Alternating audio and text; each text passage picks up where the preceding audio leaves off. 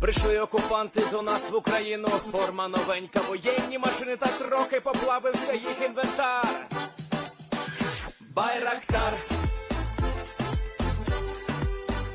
Байрактар. Російські танкісти сховались в кущі, щоб лаптем посьорбати довбані щі, та трохи у чах перегрівся навар. Байрактар, Байрактар. Приперли зі сходу до нас барани для восстановлення великої страни. Найкращий пастух баранячих отар. Байрактар, Байрактар. Їх доводи всяке озброєння різне, потужні ракети, машини залізні, у нас на всі доводи є коментар. Байрактар, Байрактар. Вони захопити хотіли нас зразу, а ми зачаїли на орків образу з російських бандитів. Робить примар. Байрактар, Байрактар. Російська поліція справи заводить, там вбивцю рашистів ніяк не знаходить. Хто винен, що в нашому полі глухар? Байрактар, Байрактар. Веде пропаганду кремлівський урод, слова пропаганди ковтає народ. Тепер нове слово знає цар. Байрактар. Байрактар. Байрактар. Байрактар. Байрактар.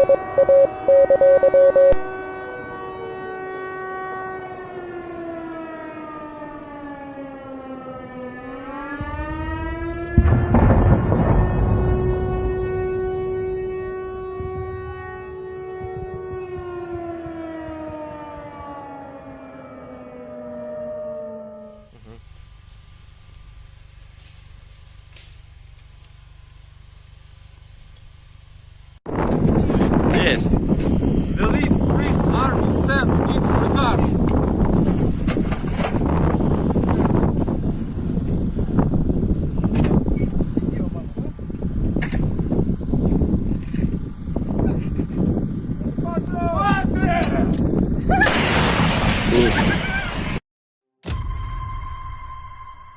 Хотите жить – бегите. Хотите жить – сдавайтесь в плен. Россия не получит новую территорию Украины. Россия присоединит себя к той катастрофе, которую она принесла на оккупированную территорию нашей страны. Оккупант заполняет могилами захваченную территорию Украины. И все больше могил на территории самой России. Ценой того, что один человек в России хочет продолжать эту войну, кто хочет войны больше, чем жизнь. Ваши жизни, граждане России.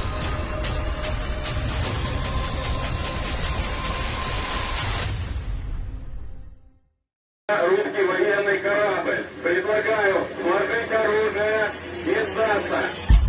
Русский военный корабль, иди нахуй.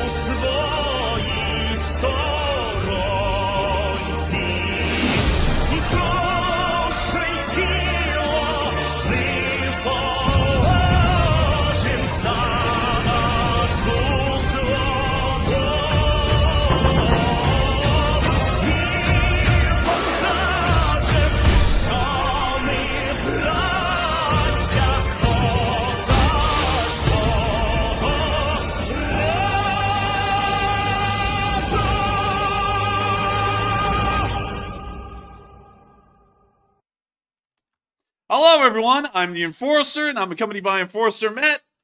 And good evening, everyone. It's Enforcer Matt, and welcome back to day 582 of the news. And it's good to see you all once again. And Russia is having some problems today. Who would have known? And of course, we're going to be covering the past 24 hours of the news of the war in Ukraine.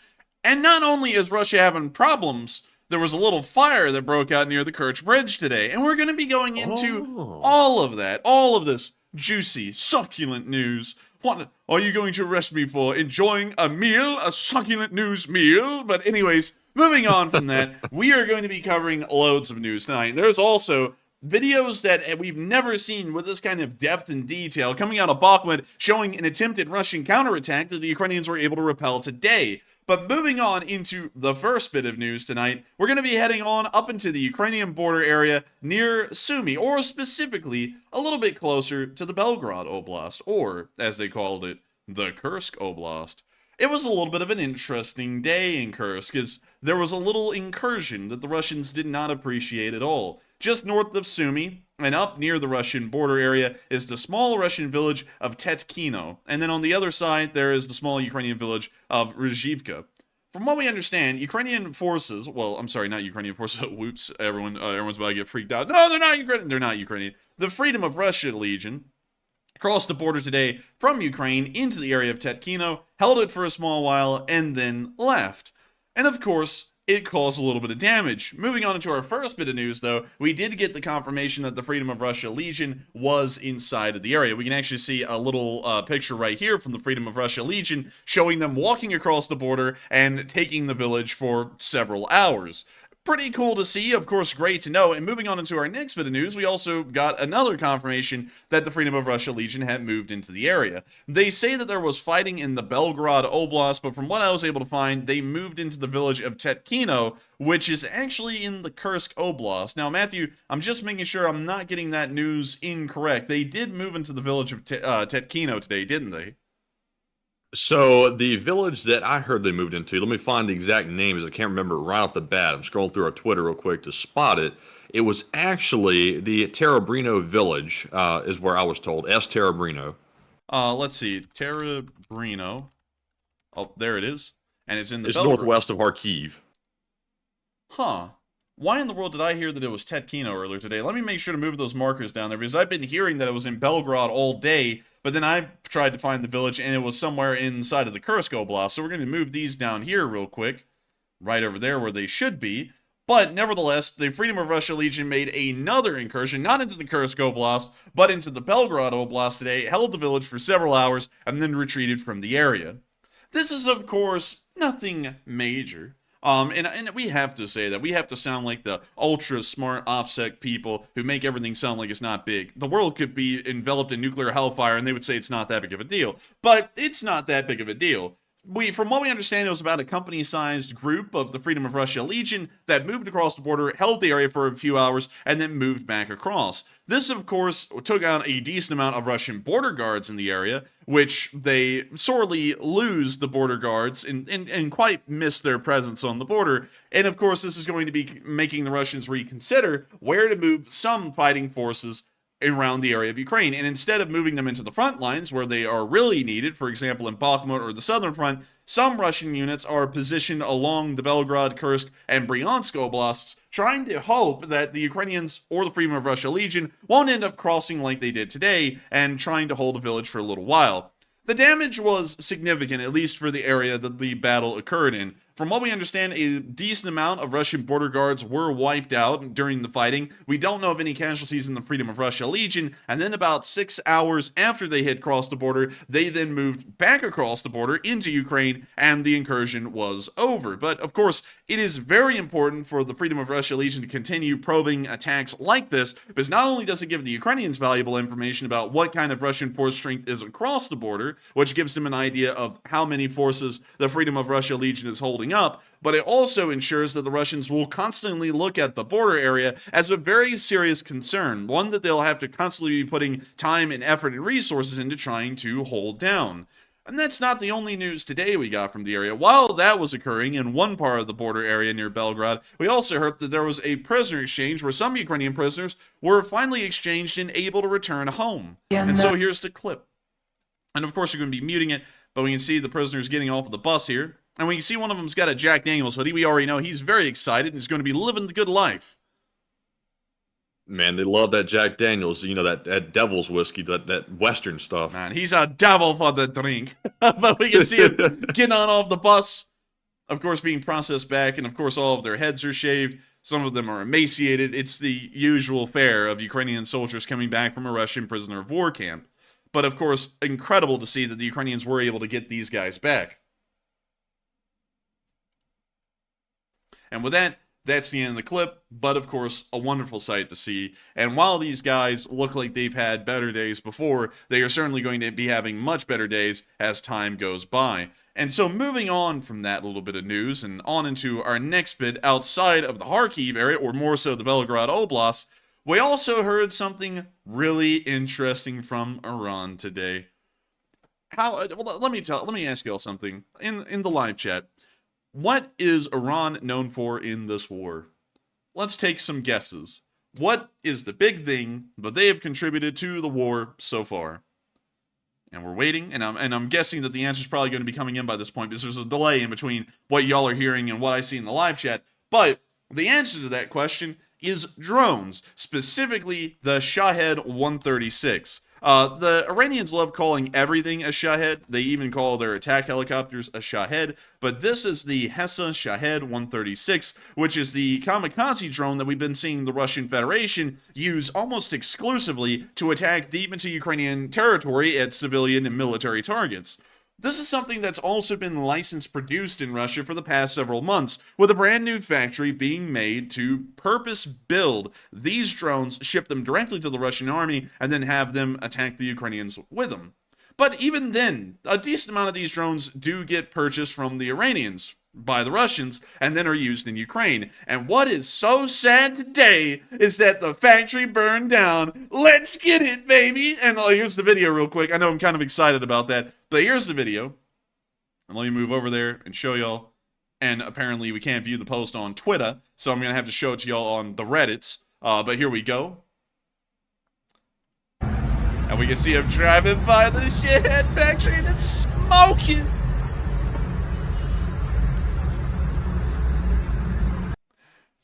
Have you ever wanted your Shahed cooked well done? Have you ever wanted to make sure that you had the right kinds of spices put on top of your drone? Well, then you, my friend, are in luck.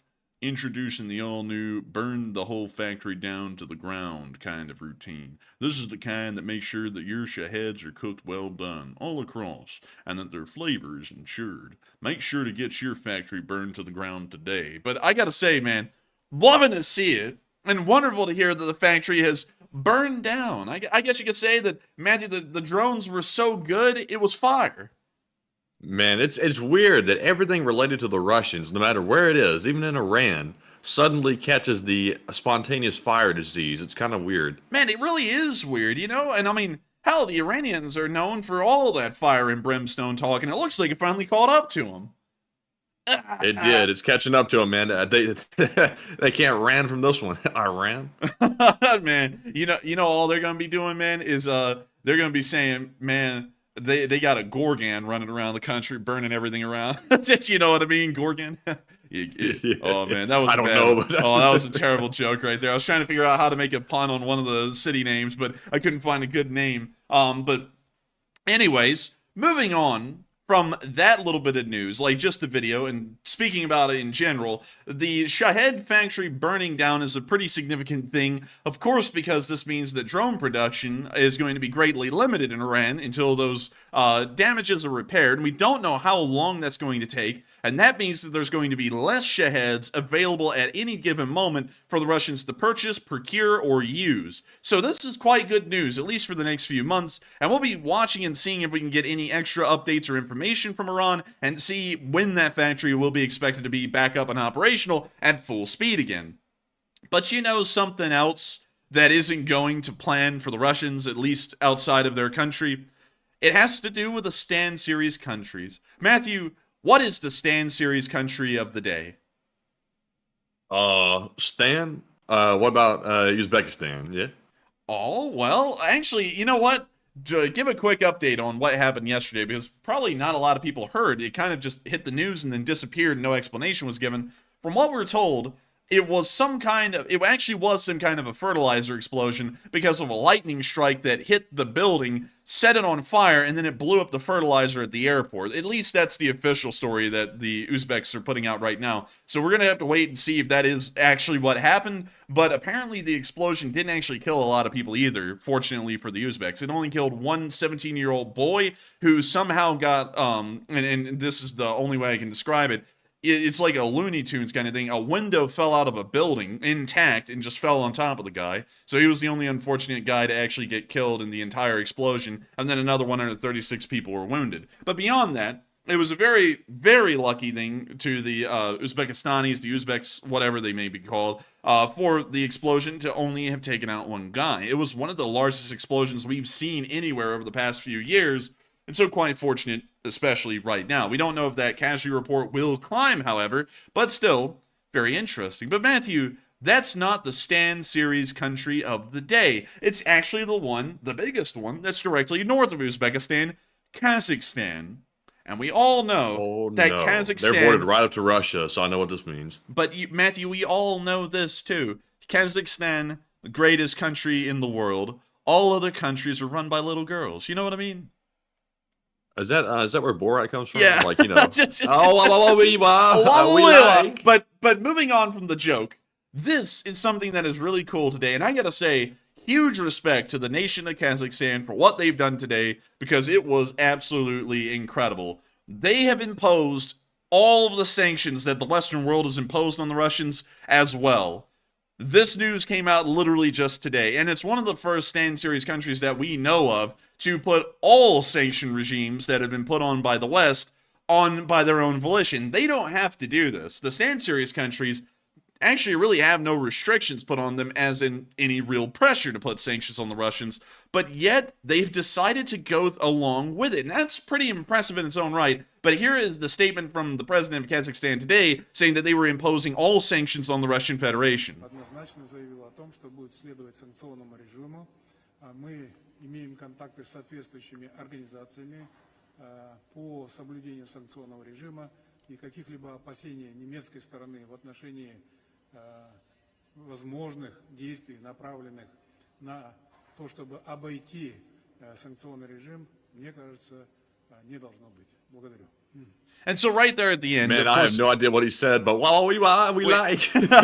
We don't have an actual translation for this clip, but you can hear right at the end, he actually said it. Обойти санкционный режим. You can see here Sanctions regime, which is the sanction regimes, and that's the president of Kazakhstan officially stating that there is going to be a sanction regime, one just like the Western world has put out on the Russians, that they're going to be applying as well inside of their own country. Now that is major news, because now let's look at the countries that the Russians can trade with across a land border. So, it's no one over here, except for Belarus, but they don't really count because they're kind of a dead end. And then when we go down here, it's not really Azerbaijan anymore, because the Azerbaijanis are, of course, not happy with the Russians. They're blowing up their ammo depots and attacking their peacekeepers that are in the area. And then Georgia's not really friends with them either. So the entire southern border of Russia is also cut out as a land route for international trade. And now Kazakhstan's also cut them out as well. And that's probably the largest continuous border that the Russians share with anyone in the world is with Kazakhstan. And now they're going to be closing off their borders as well for trade and imposing all sanctions as well, meaning that Russia is pretty much cut off from all of Central Asia at this point, as far as the land route is concerned. Mongolia, we don't really, actually, to be honest with y'all, I'm not really sure the Mongolian official stance at the moment. I believe it may be neutral, because we haven't heard that much about it. And then the Chinese are, of course, neutral as well, so that land route is still open. So really the only way that the Russians are going to be connected to the world outside of their ports, such as Sevastopol, which you can hardly count as a port, Novorossiysk, and also St. Petersburg, the only way to get into Russia at this point, if you wanted to travel by land, is through northern Manchuria, from what we know. That's it. Beyond that, there's no other way to get into Russia to trade, because every other land border has been shut down by sanctions, and now Kazakhstan has joined that group as well. We don't know what that's going to mean for Kazakhstan, because if y'all know anything about post-Soviet history, the Russians have been heavily involved in Kazakhstan's government and overthrowing leaders that they don't like and replacing them with ones that are favorable to their wishes. And they've been doing that quite commonly. So we don't know what this is going to lead to as far as Kazakhstan and Russia are concerned with each other. But this is certainly a very bold move and an incredibly admirable move that the Kazakhstani people have made, because it is one that is unprecedented as far as the Stand Series countries go. So, of course, huge credit to them. I hope everyone gives a massive applause to what the Kazakhs have done today, because they are doing amazing work helping the Western world to ensure that the Russians will feel the wrath of the economic sanctions as best as possible. Also, some people said that the North Korean border is open, but I think the North Korean border with Russia is only, and let me check.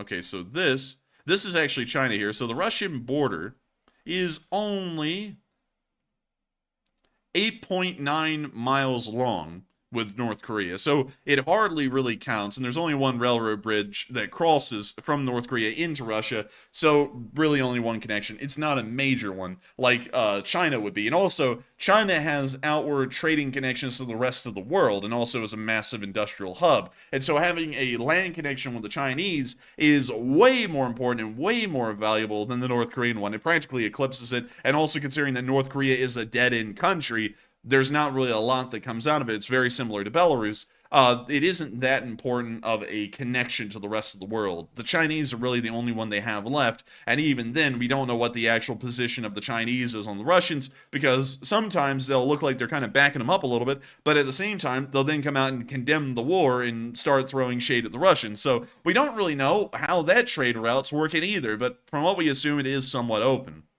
But moving on from what has happened with Kazakhstan today, which is, of course, impressive news, we're now going to be moving on over into Belgium. And in Belgium today, we heard a very interesting statement from the NATO General Secretary Jens Stoltenberg. And we have that right here. Also, by the way, this wasn't in this wasn't in Belgium, in Brussels. This was actually in Kyiv, but we moved this here since the NATO headquarters is in Brussels. The stronger Ukraine becomes, the closer we come to ending Russia's aggression. Russia could lay down arms and end its war today. Ukraine does not have that option. Ukraine's surrender would not mean peace. It would mean brutal Russian occupation.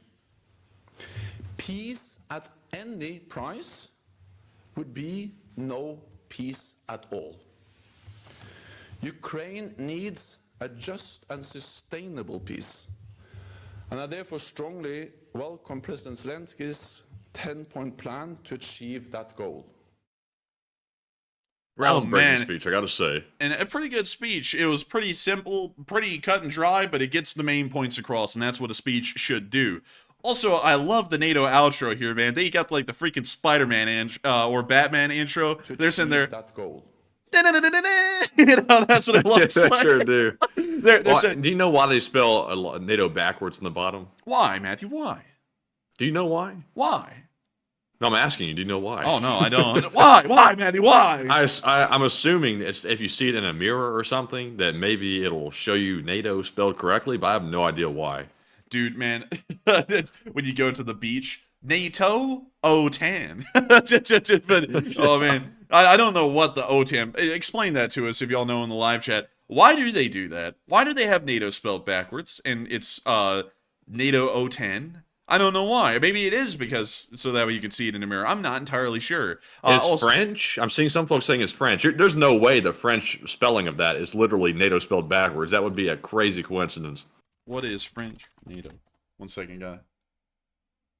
What the hell? It really is French. So we just make a special exception for the French. There's no Geschlechtvergleichment version of NATO. It's just the French NATO down there. So that's what it is. That is really weird though, because that's literally just NATO spelled backwards. But you know, the French, they gotta do their thing every once in a while. I respect it. They're pretty unique. But anyways, moving on from that, great to see that the NATO General Secretary is once again giving words of support to Ukraine, and of course trying to further the aims of the NATO alliance. And hopefully, by the end of this war, we will see that Ukraine is a full-fledged member of NATO, and hopefully we'll even see U.S. and foreign bases being set up inside of Ukraine, so that way we can make sure to continue to put pressure onto those pesky Russians, who will never give up. But hey, you know, who said we will either? But anyways, moving on from that little bit of news in Belgium, and speaking of NATO news as a whole, it's now time for us to go on into the area of Lithuania. And I gotta tell y'all, we're gonna have to change the name of Lithuania to Lithuania, because it's getting lit up in this place, according to NATO. NATO is gonna be sending some AWACS planes, specifically NATO AWACS planes, not American, British, or German ones,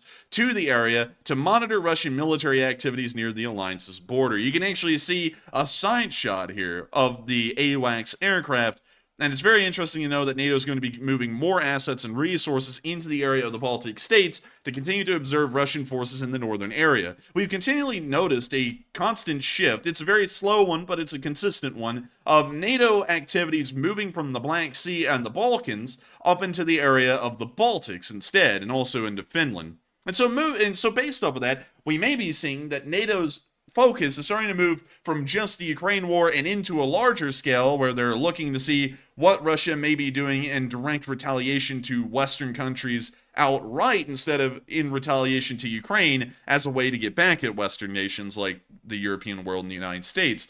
But still, a very interesting development, and one that we'll be seeing if it has a larger connection to anything as far as NATO's knowledge or general planning goes. But moving on out of the area of Lithuania and on into Ukraine, we have a load of news to cover inside of Ukraine today. It doesn't look like much, but the reason why is because we have reset the map. This is a new map for a new week.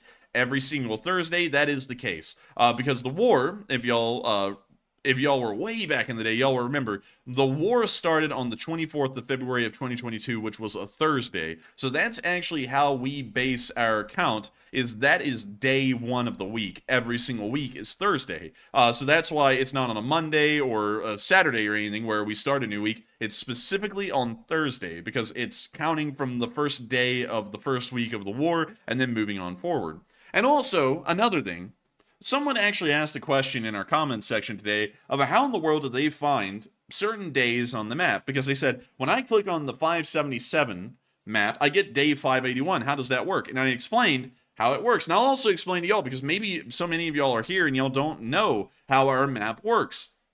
This map is also, by the way, exclusive to this channel. You won't find it anywhere else, because it's made by scratch by me every day before the stream.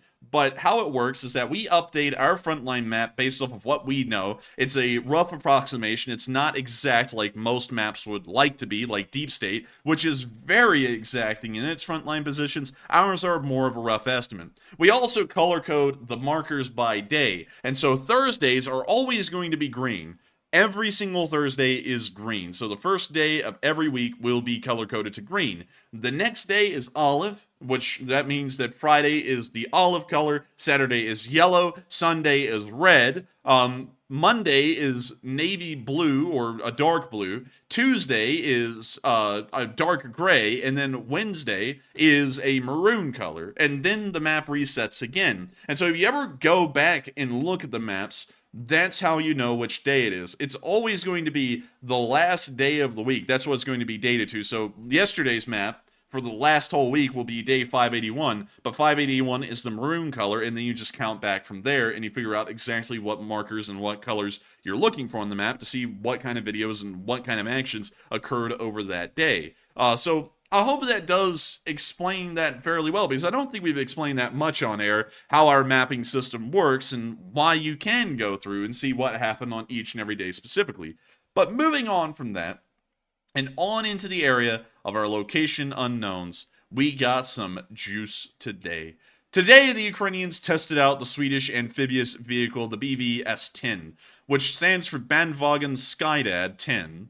I'm not kidding, it literally just says Skydad at the end. But anyways, it's a little amphibious vehicle. It's a really cool one because it can ford rivers. And look at that thing go. It crawls right into the river like some kind of a serpent and then swims across it.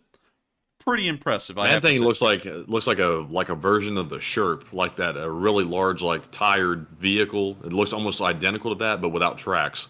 It kind of does, doesn't it? It has like the same shape and everything to it. I like it. Yeah, I almost forget that the Sherp is made in Ukraine. Like I forget that every time. And one second, let me pull up this BvS-10 thing. And oh, the name is really cool. I just saw that apparently its nickname is Beowulf, which is also the name of the mythical guy, you know, Matthew, from the story of Beowulf and all that stuff. Also a caliber too. Oh yeah, it's also a caliber. But here it is in its normal form.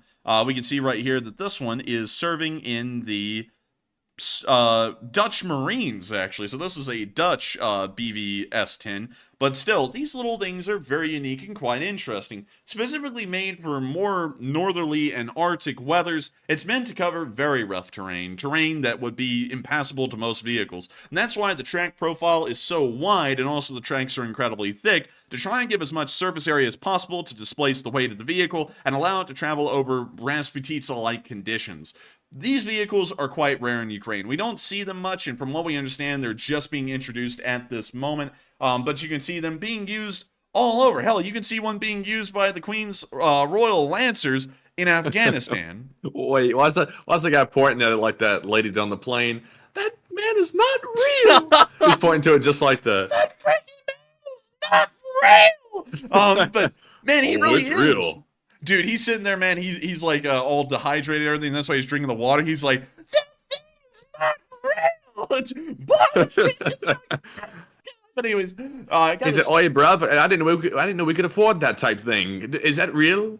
Dude, this guy up here, the BvS-10, he's like, "Believe me, bruv, it's real. But in 10 years, best of luck to you, mate. Best of luck." But anyways, love these little things. They're used all over Europe, but of course, the Swedish are generally one of the primary users. And it's great to see that they're sending some to Ukraine. From what we understand, according to Wikipedia, 28 of them have been provided. They say that they're Dutch, but from what we understand, they were bought back by the Swedes and then sent by them into Ukraine. But that's how we understand it. If y'all know any different, correct us. But still, absolutely amazing to see that they're getting some of these very interesting little all-terrain vehicles to use to transport supplies and equipment. But moving on from that little clip right there, and moving on into our next bit of location unknown news, we also got to see a Polish crab on the move. And we see it here under the bridge. SpongeBob, me boy. That's it. So we can see the crab rolling out. Call this thing Mr. Krabs because it's looking very formal with that little camo net on top of it. And now it's rolling under the heating pipe. Or the natural gas pipe. Always got to love those Slavic heating pipes, like right out in the open like that. It always, like, at first when you look at it, it looks like some kind of, like, Playground equipment. You know, one of those type deals, like, checks your clearance in your vehicle, like, before you drive under it or something. It looks like one of those things. Man, it looks like the thing at Taco Bell that says, "Don't ding your dong on this." But anyways, yeah, I guess so. Very nice to see that little crab on the move. Love to see the crabs going around, and hopefully the Ukrainians can give the Russians some crabs really soon. Moving on from that, we also got to see something really neat. An M46 artillery piece in service with the Ukrainian forces. This is a 130mm artillery piece and also requires a little bit of explanation, as we've never seen this artillery piece in service in the war so far. And so to take y'all over here to this little thing, this is an M46.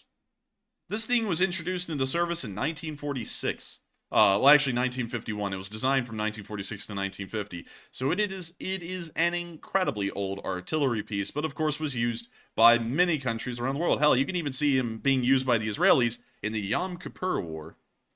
And that's kind of interesting, you know, because it's a Soviet artillery piece. And I guess the Soviets were just selling to anyone who was buying back in the Middle East back in the day, but still pretty neat. But moving on from that, the Finns are the ones to have provided this M46 to Ukrainian forces, and it was pretty cool. Here's the clip. Chad music is muted. Dang, they've really like got the cowbell pretty loud, don't they? And we can see it firing. You won't hear the guy saying more cowbell on this one. They got it at max volume already. Dude, guy's ears are bleeding. Yep, that's good. That's good. Keep it right there. But we can see them less cowbell.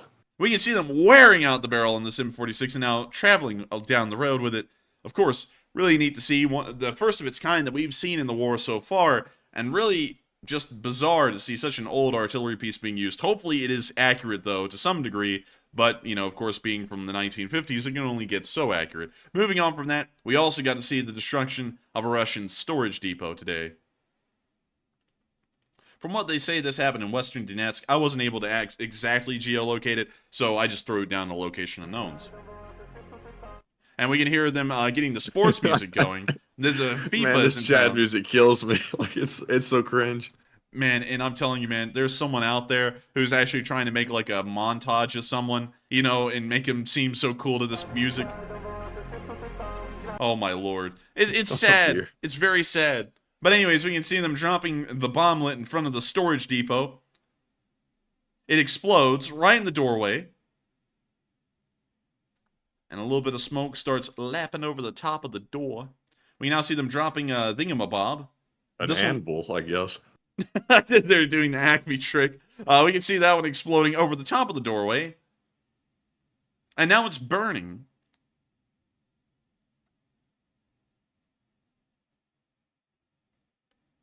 And now we can see fire just coming out of the opening in this little storage depot. Man, that thing's starting to cook up nice. What? God dang, Bobby, that's a fine cleaning propane. But anyways, we can also see it burning out at both ends. And that's the end of the clip right there. Once again, we see the little Vietnam guy who has, I don't even know what this says, saw or slaw? I don't know. Coleslaw? Man, give me some of that. Man, war is brutal. Slow. It's just like, okay, man, all right. Would you like some sweet tea with that? But anyways, very nice to see them get another Russian storage depot in the western Donetsk area. And moving on to our last bit of location unknowns, we also got to see the Russian casualty report over the past few hours. Oh, dang, I'm telling you. That submarine at the bottom is messing me up. I confused me every time I see it. But only 2 Bobcats. But they got good losses, and it pretty much, well, kind of. It was kind of a low day, actually. Man, that freaking Bobcat skid steer, man, though, it do be nice to have 2 of them destroyed, but that submarine do be hitting differently. You know what I mean? It does. Like a submarine on a loss chart, you know you've hit rock bottom for Russia. Man, you really do, man. And you know, I just gotta say, Matthew, why in the world did they call it a submarine? You know, I was thinking about that, Matthew. Is it subtracting Marines? What's going on here? Damn, man, that's deep. That's real deep. That's deep. I'm gonna have to throw that one to Rob. For the psychiatrist, deep. I'm gonna have to throw that one to Rob in the live chat and see what he thinks. Is it subtracting Marines, Rob? Because I would love to know. And of course, I'm just kidding. But moving on from that, 330 Russian soldiers were knocked out over the past 24 hours. interestingly enough, the casualty rates are actually decreasing for the Russians over the past few days to some of the lowest numbers that we've seen so far in the war on a day-to-day basis. Nevertheless, it still is 330 Russians being taken out, which is what you kind of would expect to see on a normal day, but this is considered a very low day for the Russians. We also saw that 12 armored personnel carriers were wiped out, which is a very good number, along with 23 supply trucks and fuel trucks, which is, of course, amazing. 4 main battle tanks were knocked out, which is a pretty good number. We also got to see that 38 artillery systems were also destroyed as well, along with 9 drones, an MLRS, and 1 anti-aircraft warfare system. Overall, it was a pretty decent day. The Ukrainians were able to inflict some decent losses on Russian forces, but I would say that this isn't one of those exceptional high casualty days that we used to see several months ago and say this is really going to be making an impact on the Russian army just today. This is going to be one of those things that takes a couple of days for the Russians to really feel it, but nevertheless, love to see the losses continuing to climb for the Russian forces, because the higher their losses are, the sooner this war will be over. But moving on from that, and I see a lot of people, Matthew, in the live chat, they're like, it's a submarine. It goes underwater. And it's like, man, I was just trying to make a joke, man. Don't hurt me. But anyways, moving on from the location unknowns, we're now going to be moving on into the area of the Frontline news. And we have a pretty decent amount of it today. And also some very long clips to get to down here in the Bakhmut area. We have 2 10-minute long clips each, just in the southern flank alone. And they are incredibly detailed with what they show and what's been going on in that area just over the past 24 hours. But so many of y'all have been talking in the live chat tonight. I've never seen this before. It's actually a record. We've kept up at least 100 chats a minute every single minute of the show tonight. This is something that we've never seen before, actually. Not even kidding. Man, so the LSA sure is talkative tonight. Something's got them chattering. Man, something's got them chattering, and I know you know more than me on that, so take it away, Matthew. All right, so moving into our first question and poll segment. Our first poll says, the Freedom of Russia Legion breached Russia's border today, and could this lead to something big? 46% said yes, they will make this routine. 25% said, maybe, but I really don't think so. 20% said no, attacks are only antagonistic, and 9% said unsure.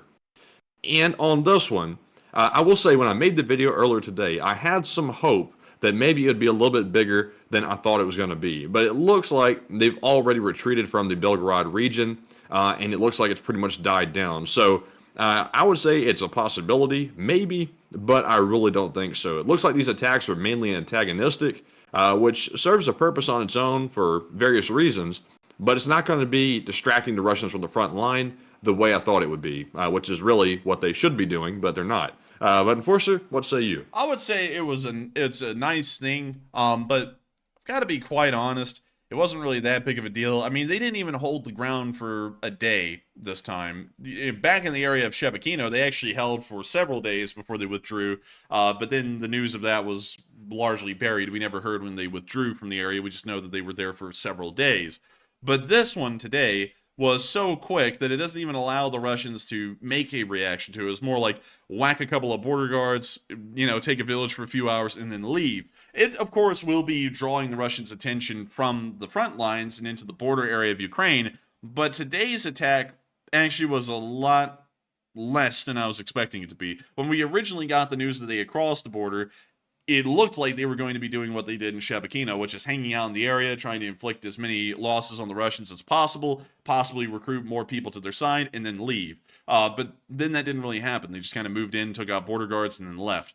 So great to see, but it's not going to have as big of an impact as the other border incursions had before this one, especially the one at Shebekino in the Belgorod Oblast. But with that, I hope that does address that fairly well. And with that, we are on to the next one. All right, and up next on our second poll, it says Belarus has accused Poland of violating its airspace with a helicopter, and Poland has denied. And what are your thoughts? 44% said Poland probably did it as a payback. 30% said Belarus is most likely lying. 18% said I need more info first, and 7% said unsure. And on this one, at this point, we're left with speculation because we have Belarus's word versus Poland's word. Obviously, Belarus is probably definitely the most untrustworthy of the two, with no doubt in my mind about that. But for some reason on this one, I wouldn't doubt that Poland might try to get payback because if I was in Poland's shoes, I would personally want to get payback myself by sending a helicopter over and doing the same thing that Belarus did to Poland in their airspace just a few weeks back. So if they did it, it wouldn't be unwarranted. Obviously, it might lead to an escalation, but, Poland can do what it wants to do. So I'm kind of on the fence, though. It may be, it may not be. But Enforcer, what say you? I have a feeling that the Belarusians are probably lying on this one. I just have a feeling. I don't really have anything to back it up, except for the fact that this is what happened with the Belarusians a little bit earlier, so that they flew their helicopters into Poland, and then everyone said, hey, they flew them into Poland, and then everyone came out and said, no, they didn't, and then the proof came out, and then, of course, the Polish reacted after that. And I have a feeling that this is the Belarusians trying to do a tit for tat here, and just lie up a story, so that way they can look like the victims now. And Matt, that's how, people who are sick in the head work. They attack someone, and then once they respond, then they want to act like they're the victim and they did it to them.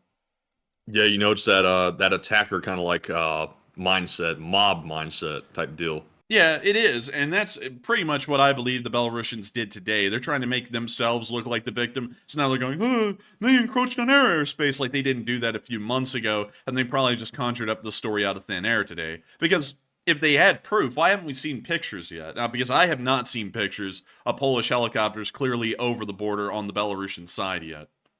And the Belarusians would take their phones out and record just like the Polish did, because when you see helicopters flying from the enemy's border, that's going to catch people's attention. And you're right, there's no evidence whatsoever. Yeah, or hell, like the Belarusian border guards have cameras. They film stuff all the time of the migrants that they forced into the forests near the border, beating Polish border guards. They love to film that stuff. So they have cameras and are able to film as well if a Polish helicopter flew over. So why in the world do they not have any proof of this incursion? That's the thing. So to be honest with y'all, I think they're lying. This seems to be the kind of thing that a liar would do, is literally take the exact same story and then make themselves the victim in it. So that's what I'm largely thinking. And so with that, I hope we addressed that fairly well. And with that, we are on to the next one. All right, and that was our last poll for now, so we're moving into our Super Chat questions. And up first, we have a very generous $50 donation from Joseph Andriivka, who is a channel legend, by the way, and thank you very much, Joseph, for that support. And he says, wife gave me an allowance. He says, half went to a fundraiser, and so here's the other half for the pizza fund. And thank you.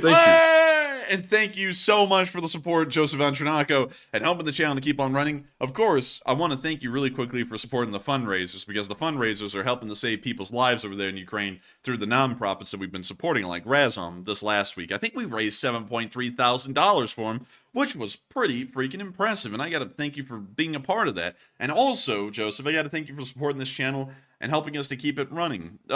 Folks who support the channel like you, Joseph, y'all have the choice to either support us or not. And if you do support us, you even get to decide how much you support the channel with. And I got to thank you so much for your generosity and care of wanting this channel to keep running and supporting us to make it possible. You help us to make this a job, and you help us to remain what we are on air. Completely ad-free, completely sponsor-free on the live streams, and we get to do exactly what we want on these streams. There is nothing stopping us. We don't have to worry about the AdSense people freaking out because we say something they don't like. We don't have to worry about sponsors getting freaked out because we say something they don't like. Y'all are the ones who help us to do what we do on air. And I got to thank you so much, Joseph Andriivka, for taking half of the allowance and supporting the channel with it, because if it wasn't for folks like you, we wouldn't be who we are on air. We couldn't be, because we would have to find some way to feed ourselves, so we'd have to appease sponsors and AdSense, and that's not fun at all, and that largely strips away a lot of personality from most channels. But with that, thank you so much once again. I hope that does address that fairly well. And with that, we are on to the next one. And also, just real quick, I don't know if you have it in your news pile or anything, but did you get the story about the Russian jet getting shot down? I did, and we're actually going to be getting to that a little bit later. Good. Just making sure, because I saw it and I wanted to cover it. I hope you got the Twitter post that we put up, by the way. But anyways, moving on to our second super chat of the night, we have a $20 donation from Marion Deemer, also channel legend, by the way. Thank you very much, Marion, for that support. And she says, may the brothers be successful. Slava Ukraine and Heroem Slava. And thank you. And thank you so much, Marion Deemer, for saying that, wishing that we will be successful. Hopefully we will. I still want to run for president of the United States in 2040. That's still the end goal of everything. So hopefully I will be successful and make it to that point at some time in my life. Hopefully here soon. Well, hopefully by 2040 soon. But still, thank you so much for the kind words, Marion. Thank you for being a channel legend and supporting the channel tonight to help us keep this thing running. And of course, Slava Ukraini and Rom Slava. And thank you so much for the kind words as well. And so with that, we are on to the last question of this segment, and then we're going to be moving on into the Frontline news. And this one goes to Duncan McIntosh, who puts in a $50 donation. And thank you very much, Duncan McIntosh, for that support. Not to be confused with Duncan VR, the animal noises expert. And thank you very much, Duncan, for that support. He says, soft drinks with the pizza. So we're having Coke. Man, we're having that Coke. Not that rock. Well, not though. that Coke. We're not having that rock, though, man. We're having that Coke. No. But still, thank you so much for the support, Duncan McIntosh, and helping the channel to keep on running. Folks like you make it possible for us to sit down and have a pizza at the end of a long day and drink a Coke. And Cokes are great. I have to say, they're pretty good, especially the Mexican Cokes. And I don't mean that as like an actual joke. I mean, like, Mexican Coca-Cola is actually really good. I find it to be better than actual American Coca-Colas because theirs is made with real cane sugar, and you can actually taste the difference. And also, that has a whole... Y'all wouldn't believe it. That actually has a whole thing. It's not because... the United States is trying, well, we have like a limited supply of sugar or anything, and we're trying to cheap out. It's actually because we have a limited supply of sugar, and we're trying to cheap out because the tariffs that the United States imposes on international cane sugar imports is huge because we try and protect our domestic producers of cane sugar. And so there really isn't enough to go around to make most things out of actual sugar, and that's why a lot of stuff is made out of corn syrup these days, is because corn syrup has about the same sweetening qualities but is much cheaper. So that's actually something really neat to know about the American sugars industry, the American sugars industries, because you wouldn't know that off the bat, and you would always think, corn syrup is some kind of a weird concoction thing, and everyone says all kinds of weird crap about corn syrup, saying that's some kind of modern invention and all blah, blah, blah. It was invented in 1811, so it's not that new. But still, that's weird. When we first got Mexican Coke, I was wondering because America definitely can't put the Coke back in because it's obviously against the law, and they actually ship the coca leaves in, or whatever the leaves are called, into some place in the U.S., and then they do some weird process or whatever. They get the drug part out of it, and then they leave the flavoring or something in. I was wondering if maybe the Mexican Coke actually had the legit stuff in it, but it doesn't. It's just sugar. Nah, man, the U.S. import customs would not allow that in if it had real coca leaf in it. But still, it's pretty cool, though, to think that, Mexico doesn't have that problem because Mexico doesn't have the strong tariffs that we have on sugar imports. So they're actually able to get sugar cheap enough that almost everything actually has proper sugar inside of it instead of corn syrup. So pretty cool. It's one of those things that keeps me up at night, in case if y'all don't know. I mean, that's the kind of stuff that actually really interests me, and I would love to make videos on and talk about, but we are covering the war, and I know someone's about to say in the live chat, oh, where's the war news? So, we got to make sure to keep on the war news, but still, thank you so much once again for helping us to be able to have some soft drinks with the pizza. Hope everyone maybe learned an interesting fact about why American sodas usually are made with corn syrup instead of normal sugar, but still, thank you so much once again for helping the channel to keep on running, because folks like you, with y'all's support to the channel, help this thing to keep on running. Y'all help us to be able to pay the bills, and I know I give this speech a lot, but I always want everyone to know that y'all are the ones. There's nothing else that helps this channel to keep on running. Y'all are the ones who make this possible for the gears to turn each day on this channel with y'all's continued support. There are no sponsors. There is no AdSense. It is, and I don't, whenever I say this, I actually think, I don't know if that's actually makes y'all feel great about supporting the channel, or it makes y'all feel pressured. I don't know, but y'all really are the reason why we are able to keep this channel the way it is and also do this as a job, is through y'all's continued support. And so I want to thank y'all so much once again, every single one of y'all, for the support, because it means a lot, and of course helps us to do this as a job. And so with that, we are now There's a riot starting. They want the war news now, dang it. Man, where's the war news? But anyways, we are going to be moving on into the war news right now. Everyone calm down, calm down. But we're now moving on into the war news again. Everyone's going to be happy. The war is back. It's kicking in action. And of course, the Ukrainians are doing quite good at the whole deal. But we did get to see some 2 S3 SPGs here in the northern area doing a little bit of ammo shifting from vehicle to vehicle. And we can see that right here. We see them taking the ammo out of one 2S3 and moving it into the next one. So that way they all have some ammo to work with. And we can see most of the guys just kind of hanging out. It's like the normal construction site. You know, 1 guy's working, 7 guys are watching. And that's the way it should be. That's the natural balance of things. It's the natural order of things. But with that, that's the end of that clip. Hopefully they'll be able to shift the ammo around and get these SPGs back in action. And moving on from that and down into the Crimean forest area, we did see something really neat today. And I'll be refreshing the map. Hopefully they've updated it in the middle of the stream. And come on. Nothing's happened in the Crimean area. No frontline changes according to Deep State UA whatsoever. But we did see that there was a very close hit to Ukrainian bunker that was set up inside of the Crimean forest today. And so with that, here's the clip. See the Ukrainians moving away from the opening here in their small bunker.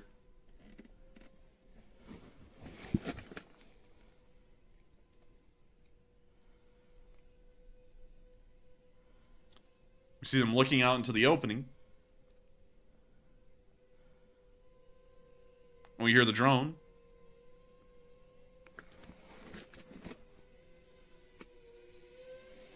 It's getting very close.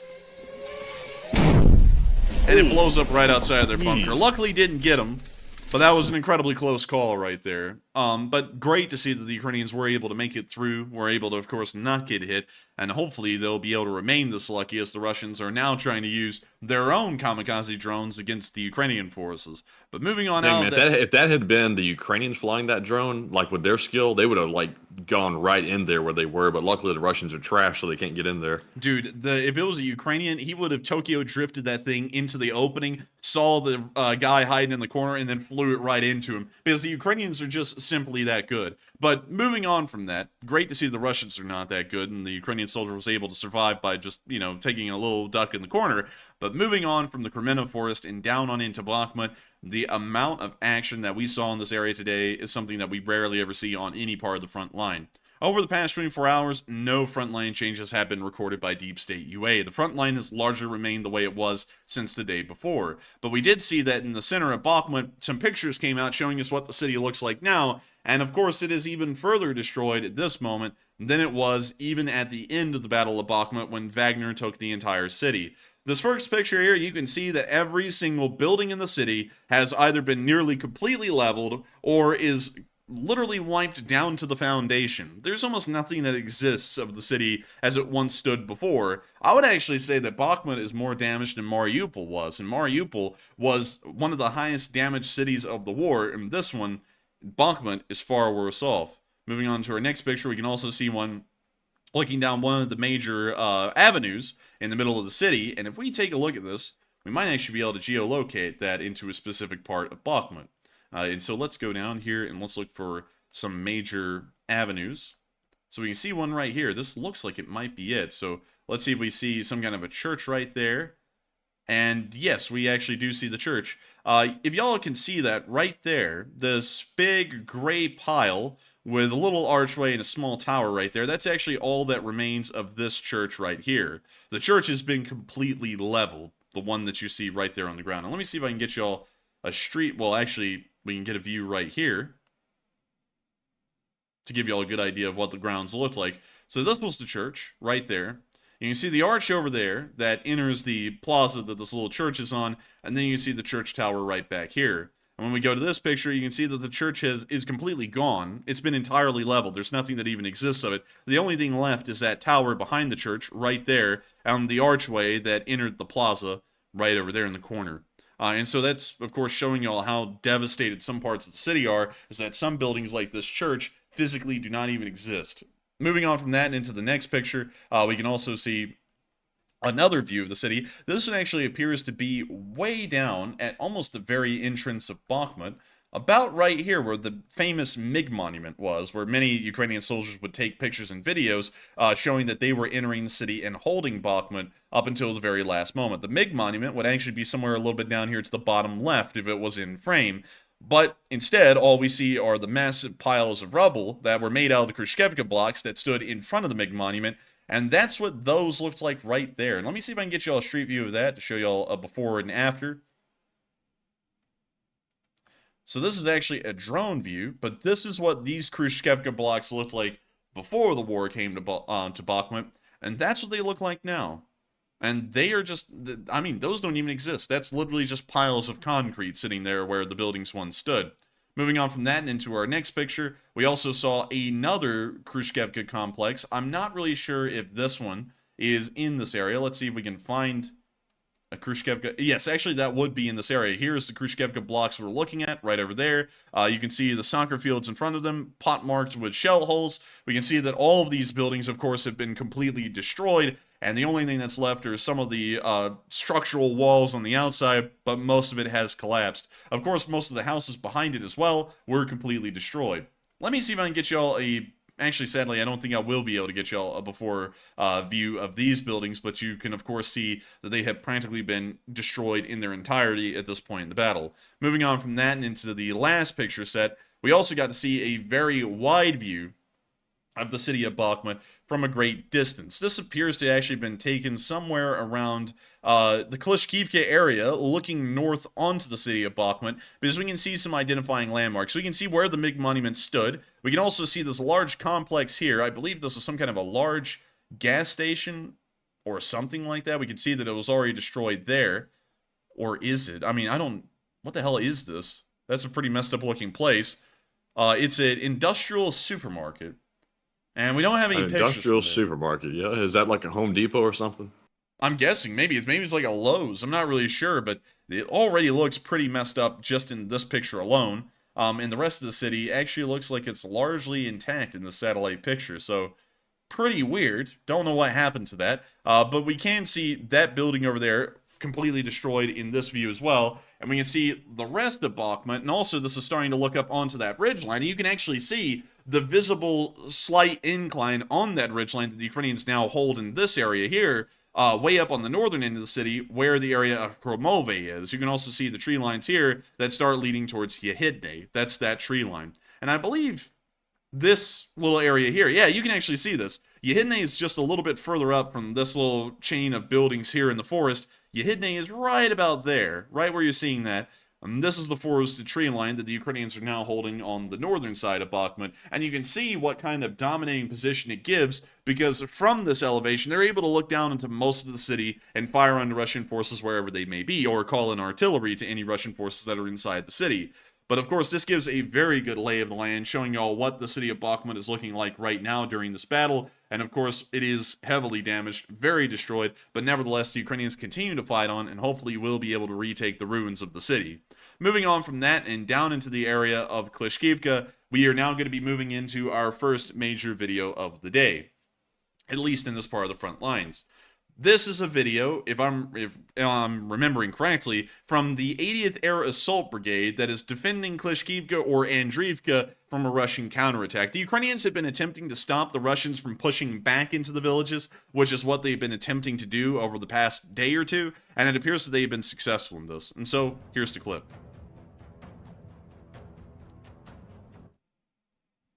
We're going to be muting that for now, but we can of course see the 80th Airborne Brigade throwing up their intro card, and we can now see the GoPro footage has started.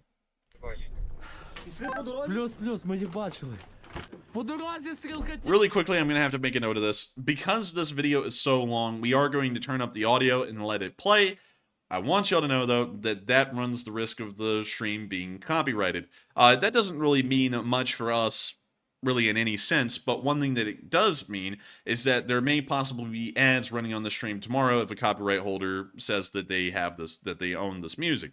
So just letting y'all know in advance, if you're watching the stream tomorrow and you're wondering why are there ads playing, it's probably maybe because we possibly were copyrighted because of playing this. But here's the clip. But you see, the cameraman is the squad machine gunner. He's firing through the opening. He's now going outside with an RPG. Or a law, I'm not really sure, but he fires it. It explodes in the tree line where the Russians are. Now see him moving back into the building and picking up an AK-74 off the floor, chambering it, and now firing back at the Russians with the AK. Та вогонь, вогонь, блядь! You now see him firing an automatic wildly at the Russians, and now grabbing what appears to be an M249. We now see him grabbing the machine gun again. Firing the machine gun at the Russians, trying to keep them suppressed.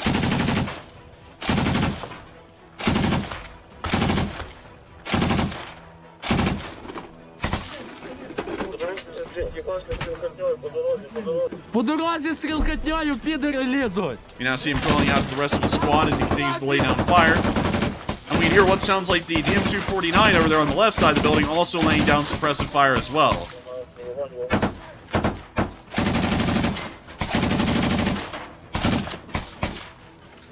Пустиль!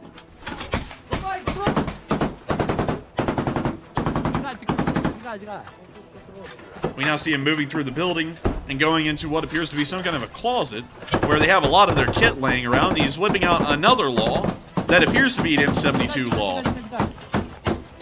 He's now making his way back out of the building into the open to go fire off the law. We can see them firing off grenade launchers out here at the Russians.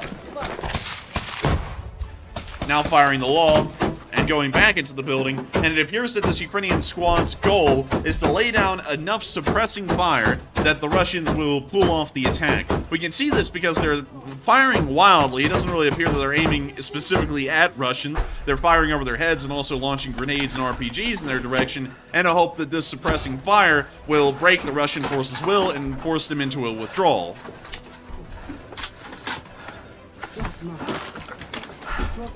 You see him messing around with the law too. Давай, давай, я метро, що там бачиш?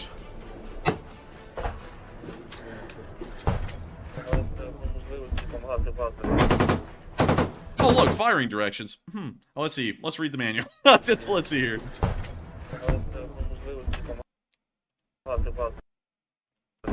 Let's see. Setting RPG into combat position. Alright. Look, it's got simple instructions, Matthew. Anyone can follow them. Real simple. Damn, where the hell are you right now? Trying to get a charging cable. And all I heard was like an echo. You're like, man, real simple. I was like, what the hell? And I love, Matthew, how they have it bold, very bold, firing direction that way. Like they're like, shoot. Man, they don't want anybody to mess up on this one. You mess up on this one, it could be the last. Back blast, and then you immediately go in front of the pearly gates. Oh shit! You know, it's like.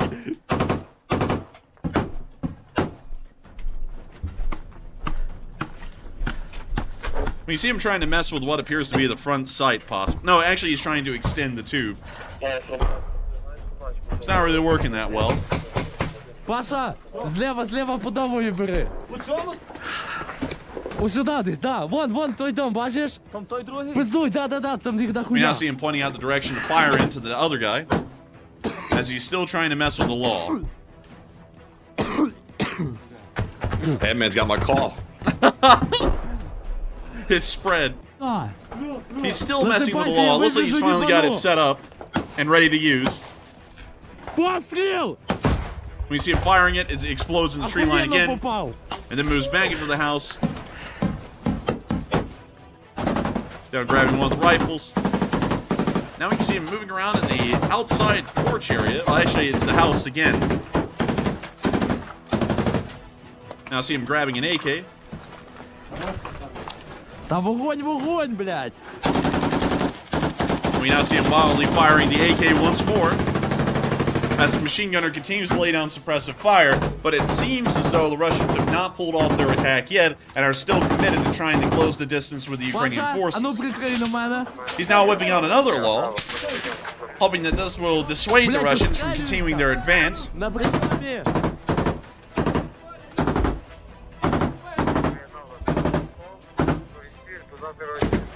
Стоп!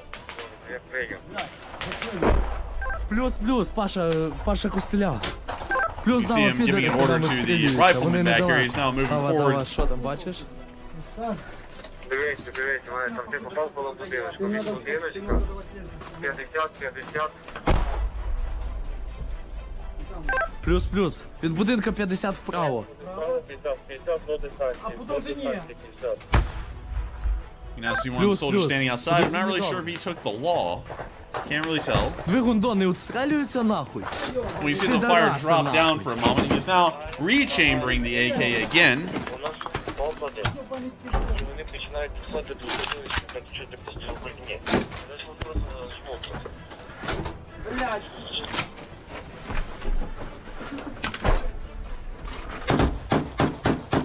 We now see him firing the AK gangster style. Man, he is downright gangster. And we now see him taking a look at all of the AKs. Рівно по нульовому. До стовпа. Там є орієнтир стовпи. Плюс See them плюс reloading пошел лупить по magazines. ступі. And we now hear some kind of mortar fire hitting outside. We're not really sure if it's Russian or Ukrainian. Ёб твою мать. You now see him laying down fire at the Russians once more.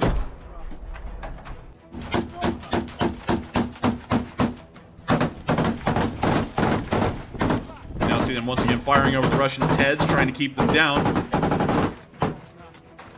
And at this point, we would have to assume that the Russians' will is breaking, as the Russians will withdraw from this attack later on in the video.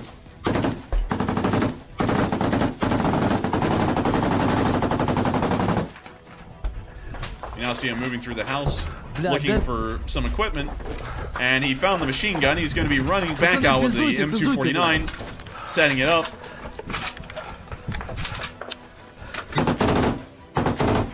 And laying down fire with that as well.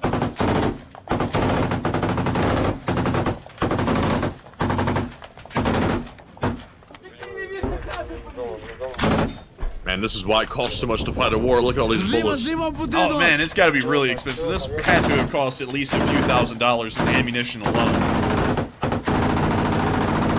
And we see this guy is just laying down the heat. Вогонь. We now see him over there on the PKM again, firing that. And then the video clip ends, but showing y'all a very long and lengthy battle that the 80th Air Assault Brigade was involved in today against Russian forces. In the end, the Russian forces did withdraw. Apparently, the fire was withering enough that they decided to call off the attack because there was really no way for them to advance forward. Which is very good to know that the Ukrainians are laying down that kind of firepower well enough that the Russians are deciding to not push the offensive any further, at least in that part of the front line. We also saw that later on in that day, Russian forces were hit with cluster munitions right outside of the city. We also were able to generally locate this on the map, and I'll be showing y'all where that is. It was somewhere around right here. We're actually thinking it was right here in this specific spot. Because if y'all notice, there's the forested area, there's the two tree lines, and we think it's there, mostly. But we're not exactly certain, because there are also other little forested areas around this part of the front line, but that looks like the general location. And we're going to be muting that, because I know we will get in trouble for that one, but we can see the cluster bombs exploding over the Russian positions here at this crossroads in the tree line. And we can see a close-up view of the cluster bombs raining down and exploding all over the Russian positions.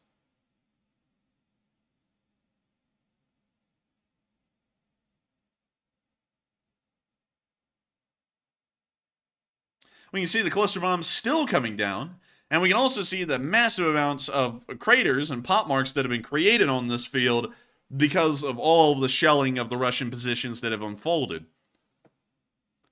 We can see the cluster bombs are just blanketing the entire area as well.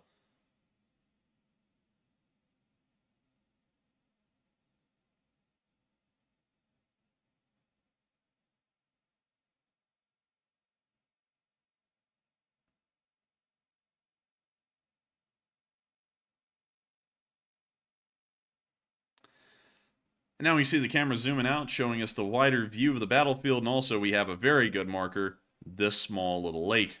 And that gives us a good enough idea that we'll be able to find exactly where that is on the front lines. We know it's somewhere in the southern part of the battlefield, and that is a lake.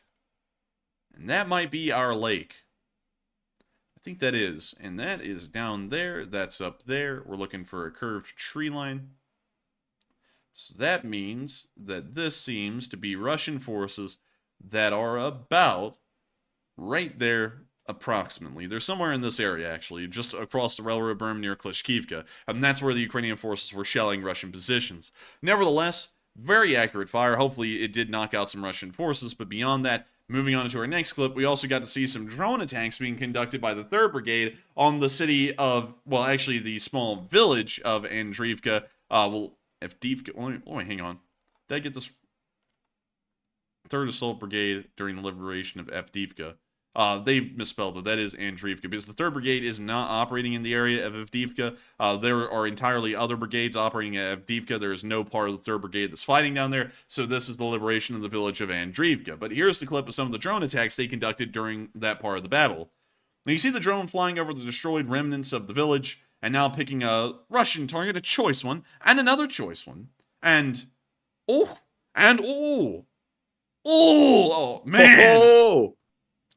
Trapaholics, we make it look easy. Walk with your boys. Man, they are getting these Damn, guys. son, where'd you find all this? Damn, son. Where? Oh, did you see that one jump down there like that? Dude, that one literally pounced on him, man. That one went, and then jumped on him. Watch. Poof. It just gets him. It was like one of those Arctic foxes, like, jumping on the snow. Yeah, it did. It did, didn't it? Jenny, Governor. But would you look at that? Impressive to see, wonderful to know, and of course the drones were a massive contribution in helping to liberate that part of the front line. We also got to see some fighting around the area of Andriivka by the 3rd Brigade today, and this was also another one of the lengthy clips that we had. Creepy. Here we can see the 3rd Brigade advancing across the open fields and into the city of Andriivka. Russian mortar fire peppers the area as the Ukrainians attempt to advance on into the town and clear it of the Russian forces.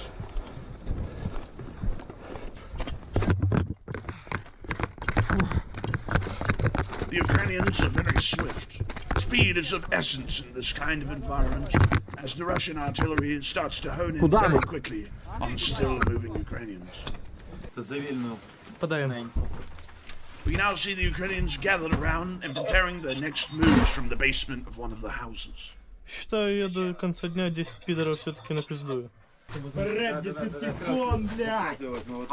We can now see the Ukrainians moving on out of their cover inside of the basement and back into the open of the village. Фанта. Crimean. You can see him looking into the abandoned ruins of one of the houses, possibly looking for Russians.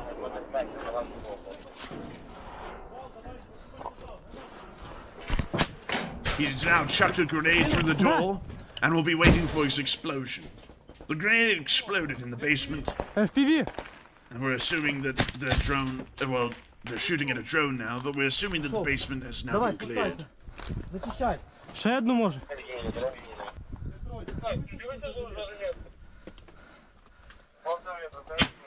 He's now chucking another grenade down deep inside of the basement, ensuring that Russian forces are cleared out, certainly. We now see them down inside Somebody of said the this video is not safe for work.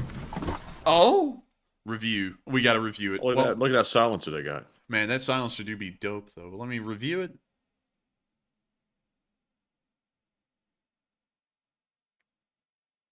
And I'm still reviewing. Everyone stand by.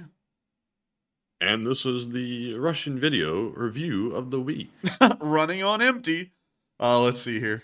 I'm not really seeing anything too bad. At least Running on dead tired. A Russian review. Not saying anything too bad. I mean, what do you mean by not too bad? Okay, so we can watch 7 minutes of this clip, and then once we get to the 7-minute mark, we'll have to stop the video. But from there, we're going to be okay. We can now see the Ukrainians advancing back out into the open as cluster bombs explode in the distance. We now see them taking fire from Russian forces directly adjacent to them in the village. Братан, падай, Of падай, course, падай. attempting to stop the advance of the 3rd Brigade.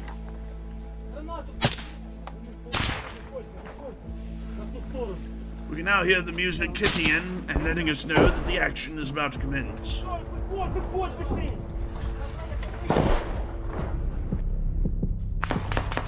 В доме напротив, пацаны! They're now taking fire from Russian forces just a few houses away, and we can now see this Ukrainian soldier here with what appears to be a marksman version of the AR-15 laying down suppressive fire and trying to keep the Russians' heads down, so that way Ukrainian forces can advance without being fired on. You know, is the suppressor really good for, like, environments like this? Because don't you want your rounds to be heard by the enemy? I don't really know. I think it's probably just easier on the shooter, so that way he doesn't have to have his eardrums blown out. Because, you know, a lot of them don't wear hearing protection, so that way they can hear the commands of their SL, although everyone gets tinnitus anyways.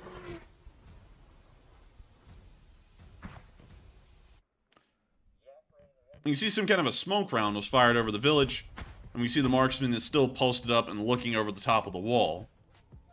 We're going to be muting that because that's starting to sound like it's very copyrighted. But we can see a couple of guys running in front of his position. And we can see that apparently those were Russians. And he took some little looks around.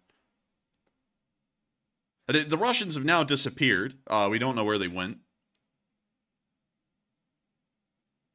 And we now see him reloading his rifle and looking back out there into the wide open.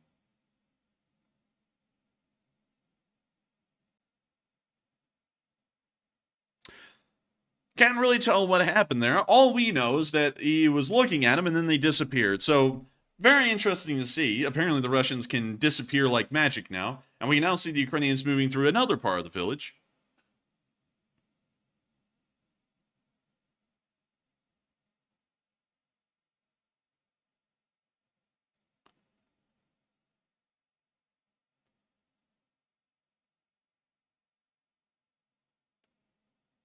We now see the Ukrainian yelling out orders about an area directly to the right of him. And we now see one of the houses is on fire as he fires rifle grenades over into the building next door.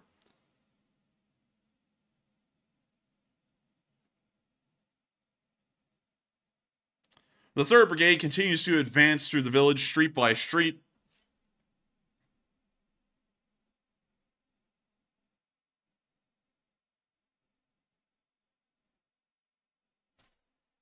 We now see them looking through the houses as well. And firing inside. We can see the fire just broke out inside of there. He hit something that was flammable.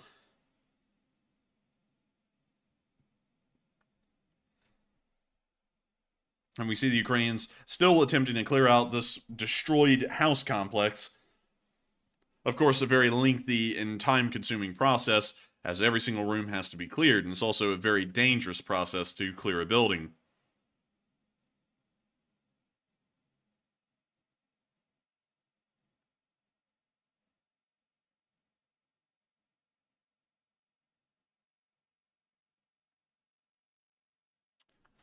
El pinche Mimo got blasted.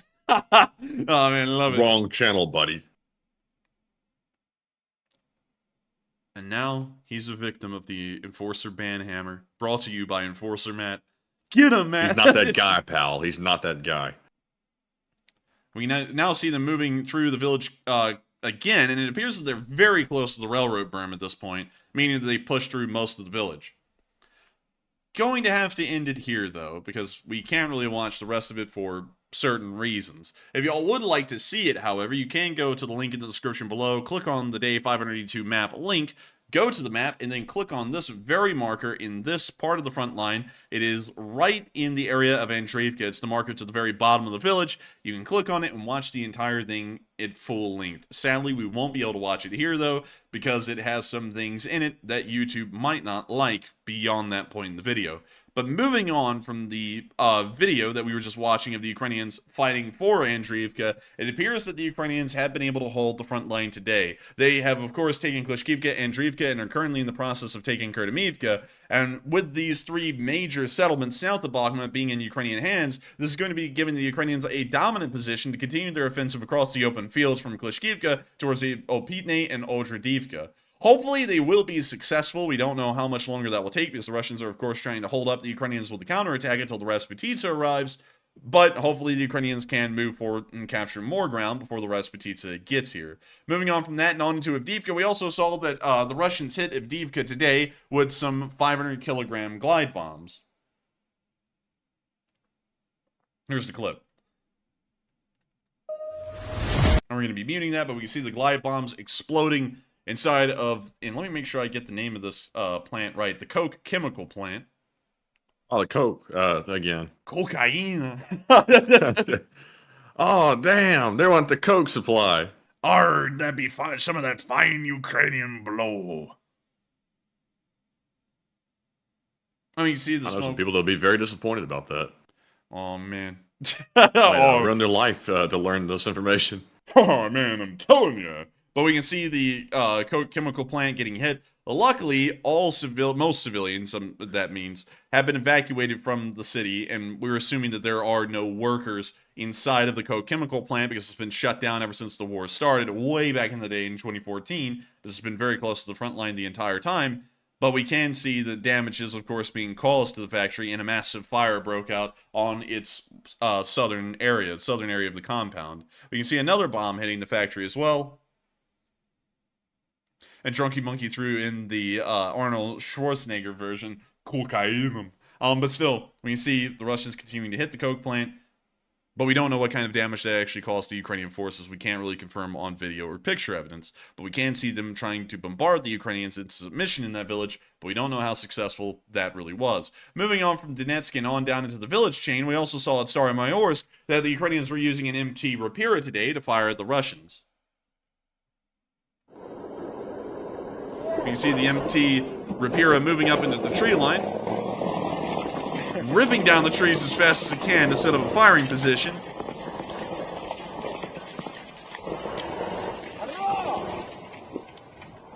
And we now see the Rapira coming to a stop. The crew is now hopping up into the MT Rapira and getting ready to fire the gun.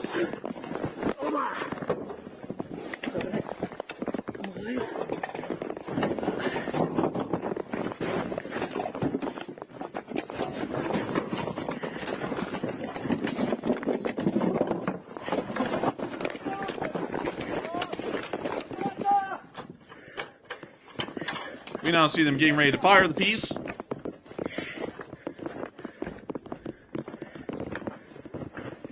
Getting some pretty high elevation as well, which tells us that they're going for a target that's pretty far out there, probably outside of their visual range. And now the gun fires, and now they will start the reloading process again.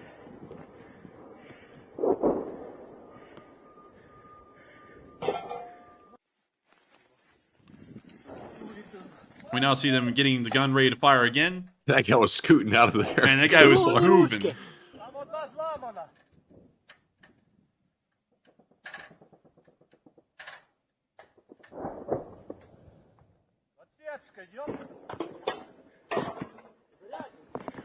We now see the guns reloaded, ready to go. Oh, that guy just tripped. And we now see him firing again. Shell ejects, and now the gun's ready to fire a third time.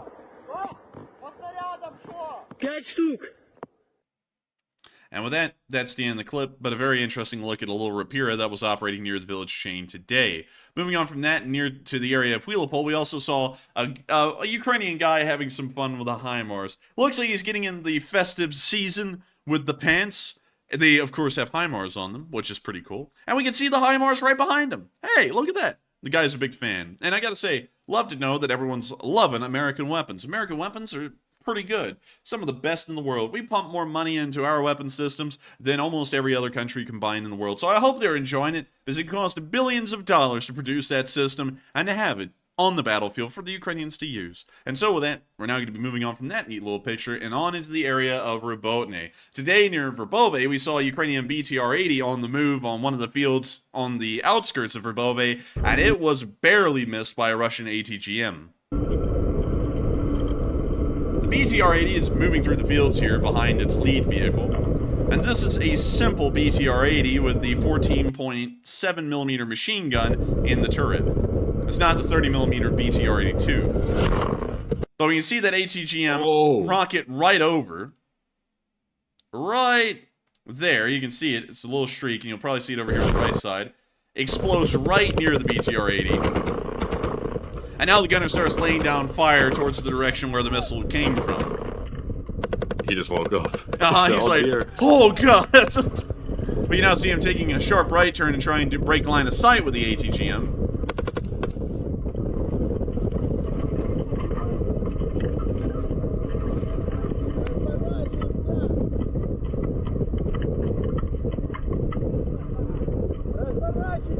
And we now see that he just passed really near to another Ukrainian soldier that just dismounted the other BTR. And they're now firing again towards the Russian forces as the BTR continues to trudge forward through the fields to try and find a place to conceal itself. We now see the BTR... Like the driver might be in a bit of a panic. Yeah, it sounds like it. We can see the BTR coming to a stop. And now the soldiers are most likely disembarking or dismounting the BTR. We see the BTR firing some safety shots through the trees, trying to hope for a lucky hit. And we hear some bullets flying over the BTR. And that's the end of the clip, but that was a very close miss by the Russians. Very lucky for the Ukrainians, though, and great to know that no Ukrainian forces were lost in that attempted attack, and they were, of course, able to dismount the infantry and allow them to continue their attack in the area. Moving on from that and down into the Novoprokopivka part of the battle, we also saw an entire squad of Russians, 12 of them, which is 3 whole fire teams, surrender today. And this, of course, was in the Zaporizhzhia area.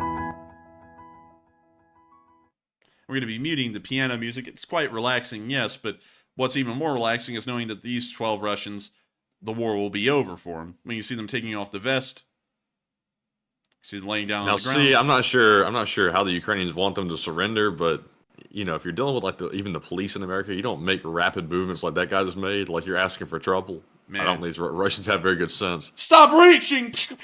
Man, stop resisting! Don't reach for that. Now we see the third pulls out a phone, gets shot. Man, sits there in picture nose, gets blown away. That's, you know, it's just how it is, man. But you see the third guy coming up. And someone said in the live chat, did you see that guy roll out of the way to the left? And yes, I did in that last clip. That's why I went whoa about when the thing went by the other one. That one guy almost got ran over. I think because the driver was in a panic. Yeah, it was very close. It was incredibly close. Too close for comfort, really. It was just a lucky coincidence that no one got ran over. But we can see the rest of the Russians coming out and surrendering as well. And of course, wonderful to see. Now, really quickly, this caption says, it's unconfirmed as to which side posted this originally. We know who did. It says right up here, UA, at the end of this little title. That means that it's a Ukrainian group that published the video, meaning that those are Russians that are surrendering, and this was filmed by the Ukrainians. Moving on from that clip, great to see Russians surrendering, and meanwhile, we saw some Ukrainian soldiers working the old grenade launcher, a UAG-40, which is a Ukrainian-made grenade launcher, in the area of Novoprokopivka.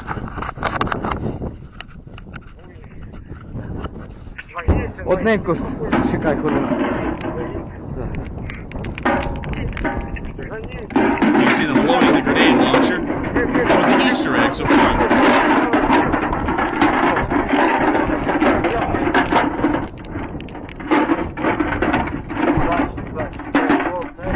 Є готовий, 1600? Давай стріляй, я заправлю. Чекай. So now see him lifting up the loading gate, Feeding the grenades through.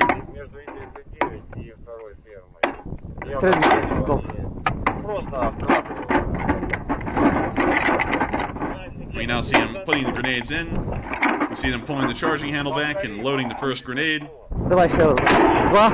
Давай. And we see the first one fired. Стоп. The next one. Так, раз, два, три, чотири, п'ять, шість, сім, вісім. Давай, два. Стоп. Накривай. We now see him firing a little bit more, and then he said to stop firing. They're now going to cover it up with a net and then move away, so that way the Russians don't really know where the fire came from. Man, the audio in this clip is brutal. It sounds like, I put the shells in the machine, Wait, hang on. Sadim, you're breaking the guard, Samir!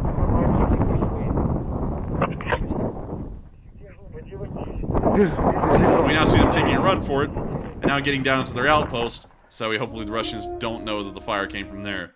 But now you can see... thing again. It says Slava on it. Man, it says Slava. Man, I'm telling you, man. And someone said it actually says raw, but the R is backwards.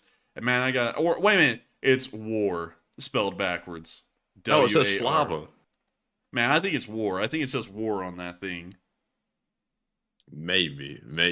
Maybe. Why is this kid smoking a cigarette, though? Man, that ain't no cigarette, man. Man, that's, what they call that thing. What do they call them? Man, this joint to be busted. Yeah, there you go.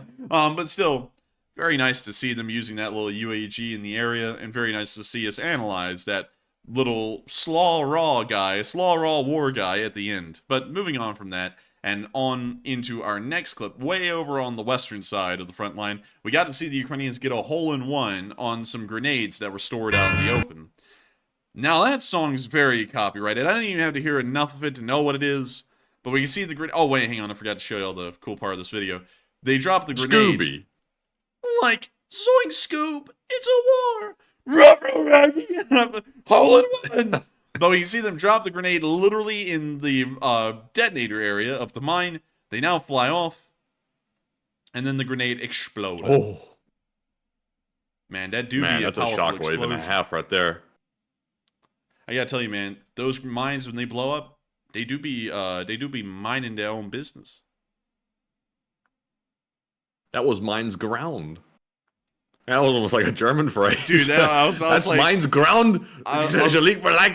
We are going to get more Lebensraum. But anyways, that's the end Man, of the clip. the Germans see this like wide open field with grass and they're like, oh, Lebensraum. Man, the Germans see this and they go, oh, the 6th Army, rest in peace. Rest in pieces. But anyways, moving on from that, really nice to see them get that little open air mine depot in the area and moving back behind the lines. Now we're moving into that video that Matthew talked about a little while ago. Russian air defenses are invincible, strong, undefeated. And today, that was certainly the case, as the Russian air defenses, in their competence, were able to shoot down a Russian fighter jet over Tokmak overnight. Oh, what's air defense doing? Man, like said the Russians. Man, like Zoink Scoop, I think our plane's going down, said Yoda. Now we can see the plane turn into a fireball, and that thing's going down. What a sad incident of friendly fire. Like, you know, it's always a sad thing when this happens. If it's not Russia, but if it's Russia, it's a little bit different. Dude, honestly, man, I say make a wish. It's a shooting star, man. Because it's nice to know they got down another one of their planes. And only the Russians can shoot down the Russian Air Force. They do better at it than even the Ukrainians can do. It seems as though friendly fire incidents are the #1 thing the Russians are the best at in the air defense category. Yeah, I don't know about you, but I'm never wishing for a shooting star in Russia because it's not a shooting star like a comet or anything. In Russia, you're going to have some gangster show up. Shooting star is going to come by and see you. Man, they're going to have a drive-by and they're going to be shooting stars through your windows. You know what I mean? Hey, make a wish. It's a shooting star, and the star pulls out like an AK or something and opens fire. Man, you know, back in the day, man, in the Soviet Union, the KGB was the greatest at having a Make-A-Wish foundation because they come into the political distance and go, make a wish, click. You have no time left. But anyways, that's the end of the clip. Amazing to see them shoot down their own plane. We don't know what kind it was, but we can confirm they did shoot down one of their own planes over Tokmak. Moving on from that and on into the area of Kherson, we also got to see that a HIMARS joined a meeting of some Russian officers in the area today. I have a feeling that the meeting is in the Red House. I have a feeling that the HIMARS is going to arrive quite soon. Actually, no, it's the smaller house near the Red House. And they hit it dead on the nail, destroying the house and hopefully the commanders inside. A very good hit. Moving on from that and on into our next clip, we also saw, moving out of that area, down on into the Kerch, we saw something very interesting down here today. I put, the Kerch Bridge is on fire. Many of y'all know that we love to report about the Kerch Bridge on this channel. It's kind of one of our big things. We love the Kerch. And tonight I was really debating, should I say that the Kerch Bridge was on fire? Should I say that the Kerch Bridge is completely destroyed from beginning to end? Some people love to hear that out there. Some people love to talk about when we talk about it. And I'd love to talk about it as well. Because the Kerch Bridge is my favorite thing in the world. And the Ukrainians also think it's their favorite thing in the world too. And love to attack the Kerch Bridge an exceptionally high amount. But today, we got to see some fire coming from the area of the bridge. Check it out. You can see the camera zooming in and... Это просто. Или нет? Call that a barbecue because it be cooking. Главное, что начали тушить. Да. И не на ЖД прям. Sadly, is not the bridge. I have to tell you all that outright. Well, there's a fire very close to the bridge. From what we were told and what we know, it's actually a fire on the little oil silos that are right there. Right there. That's actually apparently where the fire is. It's very close to the bridge. And looking at it from a distance, it would almost look like it's on top of the bridge. But sadly, it is not the bridge. But we did get another clip of, supposedly the Kerch Bridge on fire 6 hours ago. That's it right there. But from what we could tell, the fire is inside of the city of Kerch, not on the bridge itself. So very unfortunate to hear, but still great to see the Ukrainians are conducting attacks on that general area and making sure to remind the Russians that no matter how hard they try and no matter how much they prepare for Ukrainian attacks, nothing in that area is ever going to be safe if the Ukrainians really want to attack it. But still, I love to see that the Ukrainians are, of course, attacking the area and making sure to keep the Russians on their toes. Meanwhile, a fairly large ship left the port of Sevastopol today, and we got a picture of that specific ship. Y'all may recognize it, y'all may not. I actually don't recognize this ship at all, and so really quickly, let me go pull up the Russian Black Sea Fleet ships, because I have a feeling it's one of the cruisers that was right below the Moskva in size. So let me go to the Black Sea Fleet, and let me scroll on down, and true. And here we go. So we got some Krivoks. And is it a Krivok?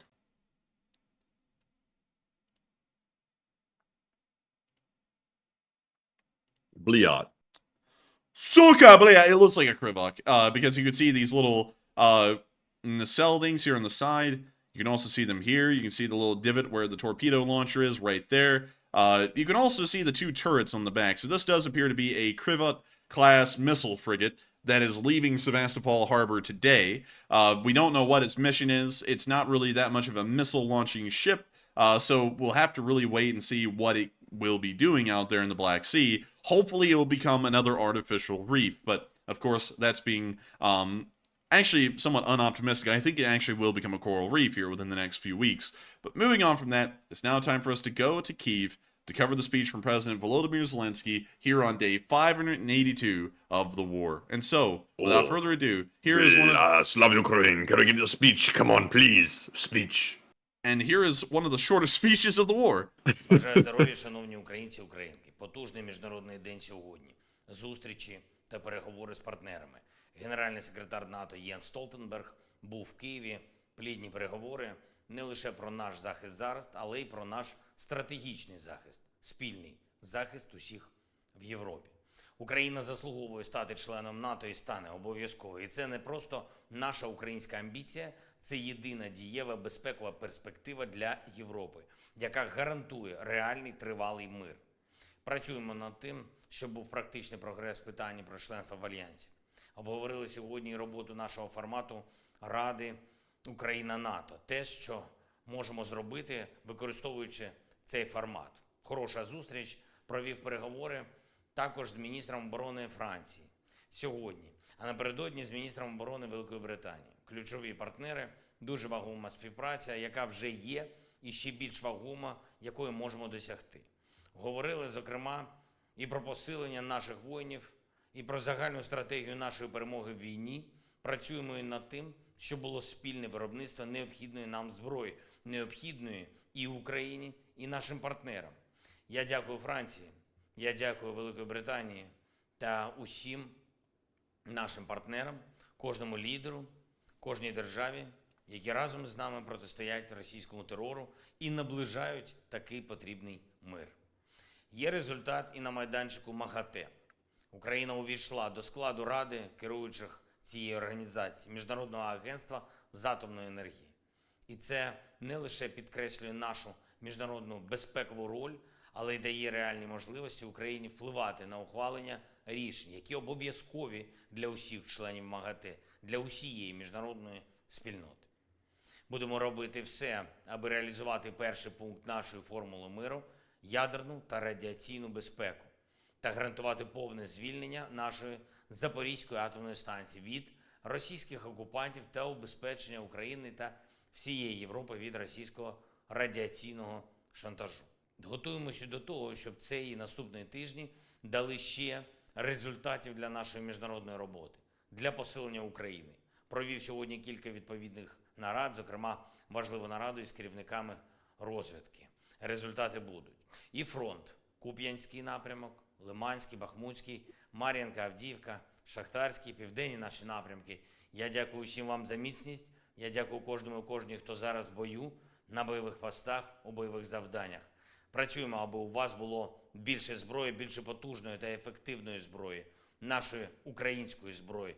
І це буде. Слава вам, воїни, слава Україні. And Herom Slava.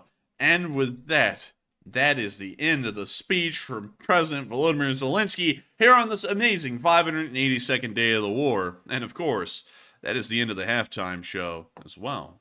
I gotta say, it's been a very interesting night of news, I must admit. I don't know about you, Matthew, but did you find it to be an interesting night of news?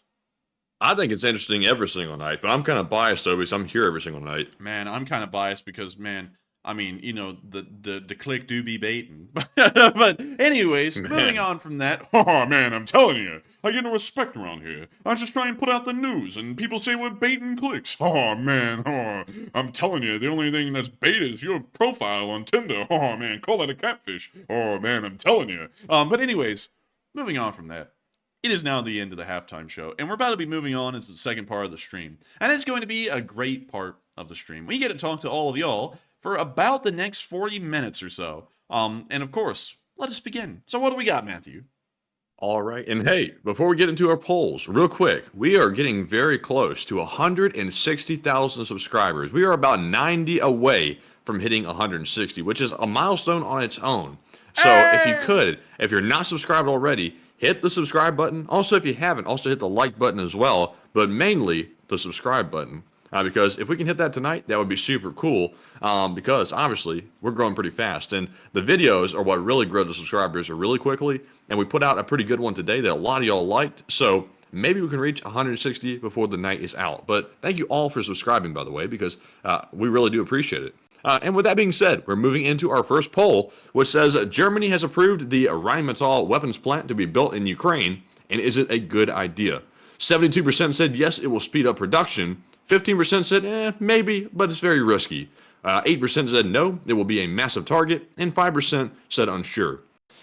And on this one, I am kind of unclear at how they intend on protecting this plant. Obviously, Rheinmetall does make the air defense systems themselves, so they could put their own equipment around the plant to protect it, which would be really good marketing and also really cool to see. But, you know, I think it's very risky, but it's a good thing because it's going to speed up production tremendously fast. So I'll just have to wait and see, but I think Rheinmetall hopefully has a plan to protect it. But Enforcer, what say you? I would say, from what we know, they do have a plan to protect it with their own equipment. Of course, great for marketing, like you said, Matthew. I think they're going to be getting a lot of new customers watching the systems outside of the factory defend them during the sales pitch. You know, they sit there, and our systems have a 99.9% shoot down rate. Boom, boom, boom. Like that one right out there. You know, and then they're like, oh, yeah, that's actually a really good demonstration. So I think we'll probably see that they'll most likely use their own systems to defend the plant, because I don't really know if that's what they're going to be doing. Well, I don't know if the Ukrainians will be defending the plant outside of that. But with that, I hope that does address that fairly well. And really quickly, Matthew, I want to get that one personally. And there we go. Got him. And with that, we are on to the next one. All right. And, oh, geez, man, that was so lame.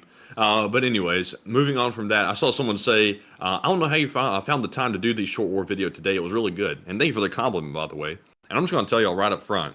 I took a class off this evening because I simply needed the break. And I came home and did the video because I was like, let me do a video since I have time. And then I saw the big news that came out. And it was like, perfect time to make a video. So I'm feeling much better after taking that one class off that I really didn't need to go to today. So, you know, you got to take one off occasionally. Nothing wrong with that. But moving on to our next poll here, it says Kadyrov, known as the Ham and Cheddar Man, or Don, or also Mr. Caddy, was seen alive today and allegedly met with Putin. And what are your thoughts? 54% said he's still alive for now. 13% said unsure. 21% said it was probably a fake and old video. And 12% said, let me get some more info. And it appears to me like he probably still is alive. He seemed to be going a really steep downhill just a week ago, when he was allegedly in a coma. But now he is up and moving around. I'm not sure the video that came out today was totally legitimate of him meeting with Putin. It looked like it could have been old, but I wasn't really sure. So we'll have to wait and see. But Enforcer, what say you? I'll say he's probably alive for now because they did a lot more for him than Sokolov, who was the admiral of the Black Sea Fleet, who just kind of showed up on Skype call and didn't move. They actually had videos of Kadyrov moving around. So I'm actually going to have to go with the 54% that said he's probably alive for now, because it seems as though that may actually be the case. And we were a little unlucky because the Ham and Cheddar Man did not croak. But with that, I hope that does address that fairly well. And with that, we are on to the next one. All right, and that was our last one for now. So, with that being said, we're going to jump right into our Super Chat questions. And our first one goes to SYI Tiger 907, who puts in a $20 donation. Hey! And thank you very much for that support. And they said, "Hi, and I'm a bit late today. Been a BS day. Might get fired or I might quit. But if it... ... What? What's happened? Why you gonna quit? Why you getting fired? What happened, man? What? What happened? Wait, hang on. I gotta go read that one real quick because that's kind of big news. It actually took me by surprise. Hold up. Hold the phone. Man. Why, SYI Tiger? Why? What's happening, really? I would love to know because it seemed like everything, at least from what we knew, was going good. I hope it's nothing, that they're, I hope it's nothing bad. Maybe you've got a better job opportunity or something. But, man, I mean, dang, I hate to hear that, though. But still, thank you for being here with us tonight. I hope that this has been a pretty good show tonight, at least, and hopefully makes things a little bit better. But I hate to hear that. I'm very sorry to hear that, SYI. But still, thank you for the support. Thank you for being here with us tonight. And thank you for helping the channel to keep on running. But I still hope everything is good with you. I hope you don't get fired because I would love for you to keep your job. I bet you're a very good electrician. I mean, hell, I don't think a lot of people go up to places like Unalakleet, Alaska, and just hang out around there and do electrical work. I think you're probably one of the few people. So hopefully you get to keep your job. But still, thank you so much once again for the support. I hope that does address that fairly well. And with that, we are on to the next one. And the next one goes to Bernard Butler, who puts in a $20 donation. And thank you very much, Bernard, for that support. And he says, on YouTube, near Franz Josef Land in the Arctic Ocean, a mother walrus, do not like Russia, with her sharp tusks pierced a hole in Russia's traveler's inflatable boat. She defended her territory. Slava walrus. And based on a true story. And Slava the walrus split. And that is something that really did happen. The walrus attacked the Russian inflatable boat on the side of the ship and destroyed it before it could even be put in the water. Gotta give massive... Oh, for real? Oh, yeah, it did, man. For real. And I didn't show it, but I think we have it on the Twitter, don't we? I don't recall. If I reposted that, I just totally forgot. Man, let me go look on our Twitter. Let me peep our... Man, that walrus is gangsta and playing games. It's gonna, like, pierce the side of the inflatable boat, destroy it and everything. That walrus ain't capping. Man, that walrus ain't playing. By the way, if y'all want, y'all can always go and follow our Twitter. Link in the description below. We're at 11.9 thousand followers. Wouldn't it be nice to have a nice, well-rounded 12,000 followers of the Lee Spring Army on Twitter? That would be kind of nice. Man, we're right on the edge of every number. 12,000 followers on Twitter, 160 on YouTube. We're right on the edge of hitting a milestone on each one. Oh, man, I'm telling you. But let's see here. I think I was the one who maybe put out the walrus attack, if we put it out at all. Oh, dude, look. Atee. And then now he's at Fort Leavenworth. But anyways, let me keep on scrolling. Let's see. Oh, yeah, there's that whole thing. Let's see here. Let's keep going. Let's see here. I know one of us put it up on here somewhere. Oh, yeah, there's our law school pictures again. Okay. Hey. Apparently we didn't put it up because this is way back on the 22nd, and I'm not seeing it right now. So, guessing we didn't throw that thing up. But a walrus did attack the dinghy, and it was funny to watch because, dude, that thing literally used its tusks like spears. It just shot him into the side of the boat, and it just went... like it deflated like a little tire, and then it just went and swam away. It was really funny. And I gotta say, love that the walruses don't even like Russia. The walruses are going to war, and I bet you that the Russians are going to start claiming that that walrus was specially trained by NATO forces to destroy Russian equipment at sea. But still, with that, thank you so much once again for the support, Bernard, and bringing up that little walrus, and thank you for supporting this channel tonight and helping us to keep it running. Folks like you who support the channel make it possible for us to be here each and every day of the week, except for Mondays, 6 days a week. And without folks' support like yours, it wouldn't be possible for us to run this channel. And so with that, thank you so much once again. I hope that does address that fairly well. And with that, we're on to the next one. All right, and up next, do we have another poll? Was I on a poll? What the hell is my... What happened? The top 1% of this country owns half of this country's wealth. We need an equal distribution. Oh, what you got? We weren't even on a poll. We were on a second super chat. I just totally lost track because I saw a super chat come in, and YouTube has changed around the super chat layout. So now I'm looking for the amount. It's off to the right. It's screwing me all up, and I just thought we were on a poll, and we're on our third super chat, actually. So with that being said, let's jump into our third one. This one is from YB Watchin, who puts in a $100 donation without a comment whatsoever. But thank you very much, YB, for that very generous support and helping to purchase some more pizza, large pizzas, to feed the enforcers. But thank you very much. And Enforcer, what say you? Man, you know YB be watching, and I gotta thank you so much for the massive amount of support, YB watching. That is actually the biggest super chat of the night, and it of course helps out this channel tremendously in keeping this thing running. We run ad-free, sponsor-free. The only way we support this channel is through viewer support. And I gotta thank you so much once again for going out of your way to massively support the channel, because folks like you who help us to keep this thing running are the reason why we are able to be on air. Of course, the channel is entirely free to watch. A person can stay on this channel, and a lot of people actually have been watching for nearly 582 days and have never put a single cent to this channel, and also have never had to spend a single time watching an ad to get onto the stream. Unless we were copyrighted. That's really the only exception. That's kind of out of our control. But still, I've got to thank you so much, YB Watching, for the incredible amount of support, because folks like you are the reason why this channel is possible, and that this channel is able to keep on rolling and keep on going. It's incredible to me, it really is, that we've been able to do this as a job. I never thought in my life that I would be able to have a job talking about history and talking about war, which are two of the things that I always look into and read about the most. And it's insane to me that folks have enjoyed this channel so much for so long and have been able to support this channel so well that we have been able to make this a job for this long. It's truly a blessing to me, because never in my wildest imagination years ago would I have ever thought that I would have been able to do this very thing as a job and be able to do it consistently. It's not like a part-time thing, it's my full-time job. And it blows me away. Matthew is also very blown away as well that we have both been able to keep up at this. It's just incredible. And I gotta thank you so much, YB Watching, for the massive support, because folks like you who support this channel have helped to really make one of my dreams come true, which is to be able to do one of my favorite passions, which is talking about this kind of stuff, as a job. So with that, thank you so much once again. I hope that does address that fairly well. And with that, we are on to the next one. All right, and moving on to our next super chat, we have a $50 donation from Blue Flam 777, longtime channel legend as well. And thank you very much, Blue Flam, for that support. And they said, "Happy B-Day to me." And neither bad buys a cake means something good in the U.S.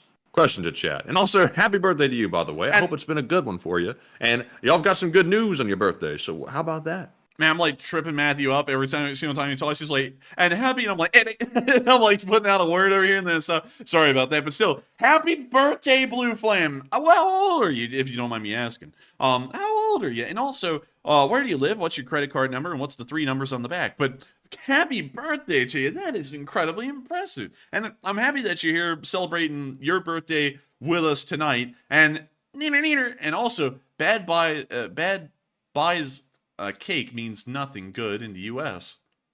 Bad buys a cake means something good in the U.S. What does that mean? I don't know. Bad buys a cake. Bad buys. Is that like a Best Buy cake? I don't know.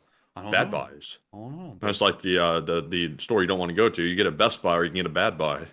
Man, I'm telling you. But still, thank you so much once again for being here with us tonight, Blue Flame 777, and celebrating your birthday. We're happy that we are able to celebrate your birthday with you, and I hope that this stream is adding a little bit to the birthday. Hopefully it's not like being a drag. Hopefully it's pretty good. And so with that, thank you so much once again for the support. I hope we addressed that fairly well, and I hope that everyone in the live chat wishes you a happy birthday too, because you are a true channel legend. I can't think of a time that you have not been on this channel. You've been here ever since the 4th day at least, and have been with us ever since. And then we are entirely honored and incredibly thankful to have always had you here with us. You're an amazing person, especially from what we can tell in the live chat. You were incredible and an incredibly nice person, incredibly caring to other folks in the LSA, and I bet everyone is incredibly honored to have you here with us tonight and celebrating your birthday. We will make sure to grab a question from the chat in your honor. And so with that, what do we got, Matthew? And the question from the chat goes to Poll, who says, did you see the Wagner plane in Africa crash and blow up? What? Wagner plane in Africa? Man, Wagner don't even exist. I don't like, to be honest with you, I didn't. I mean, it's probably something that did happen, but I haven't seen the clip of it. So unfortunately, I would have to declare ignorance on that one, because I wouldn't know about it exactly. And you know something, Matthew? You know something? I don't mean to toot the whistle, but, you know, I think we're the only channel who says we declare ignorance when we don't know something. We are, I guarantee on that one, because everyone else is going to pretend like they know it, even though they don't. Some people will absolutely deride you for saying that you don't know something. They'll be like, oh, you don't know anything if you don't know this. It's like, it's better to declare ignorance and say you don't know it than to pretend like, you know, you're a know-it-all and basically look like an ass if you don't know what you're talking about. Yeah, you know, and, you know, not to toot the whistle or anything, but I think that's a pretty important thing that differentiates us from other channels, is that some channel, and you know, and of course I'm not beefing, but you know, being in the YouTube world, you see other YouTube channels. A lot of YouTube channels will say things that they don't really know about just to make it sound like they know about it. I would rather just declare ignorance on things we don't know or haven't heard about, because I feel like that's a lot more honest and a lot more truthful to y'all, and it's just also just the right thing to do. I mean, if I don't know about it, I'd rather just tell y'all I'm completely ignorant on that subject than, you know, have y'all think I'm some kind of an expert on the field and tell y'all something that might be completely wrong.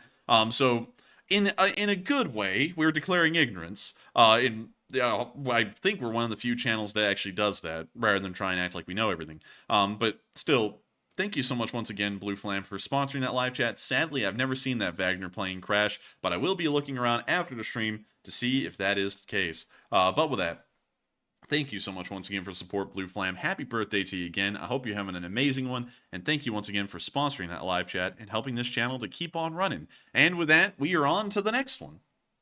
And up next, we have another tremendous super chat from SYI Tiger 907, who puts in a 100 this time. Damn! And good Lord, thank you very much for that. And they said, work has been stressful and crazy, LOL. Working long hours because management can't get their head out of their butt, LOL. A small $200 mistake cost me 11.5 hours today, getting around all the circuits in the house and swapping a bunch of breakers. And man, I feel for you, because when you have a bad management at a workplace, that is like hell on earth. I can attest to that. But Enforcer, what say you? I would have to say, SYI Tiger, I've never dealt with anything that severe, but I remember several times actually, back when I used to work at Publix, things like that would happen. And it would always happen whenever they told you, oh, you're going to stay behind and clean the store. And I don't know what it is, but like managers, it's weird to me, because, you know, you never understand it until, you know, you try and get into their position. And you're like, I kind of see it, but at the same time, why? They would always be massive sticklers. Like, you could clean everything. Like, you could go over the floors with that like little cleaning machine and stay overtime and not really paid. I don't think they actually paid you for the overtime on that. You know, you just kind of hung out around there. But you clean the crap.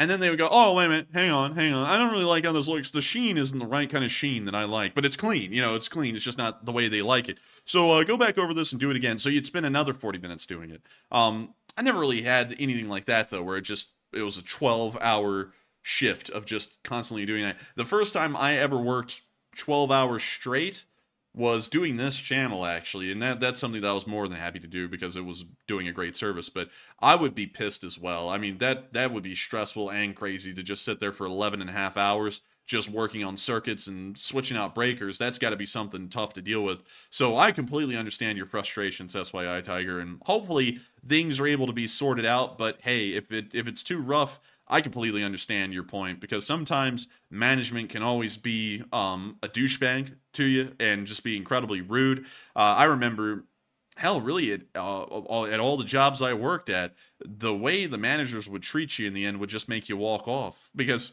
like for example, with the public's job, this is something that hopefully will relate to you, SYI, with management and everything. They started to mess with my schedule because they had so many part-time employees. All of the part-time employees work like 2 hours a day, 2 to 3 hours a day, shifts, but 5 days a week. And so you're just paying, you're spending your wages in gas just to get there and then leave. And you don't even save up anything. You're just spending money to be there. And so when I asked them, hey, could you change the schedule? They said, that's tough. You're going to have to deal with it. I said, okay, I'm going to deal with it. And I just walked out. I was like, you know, if y'all can't change the schedule, and I'm telling y'all I'm losing money coming here trying to work, then is what it is. But I hope that relates on some level, although that's not even close to what you had to deal with today, SYI.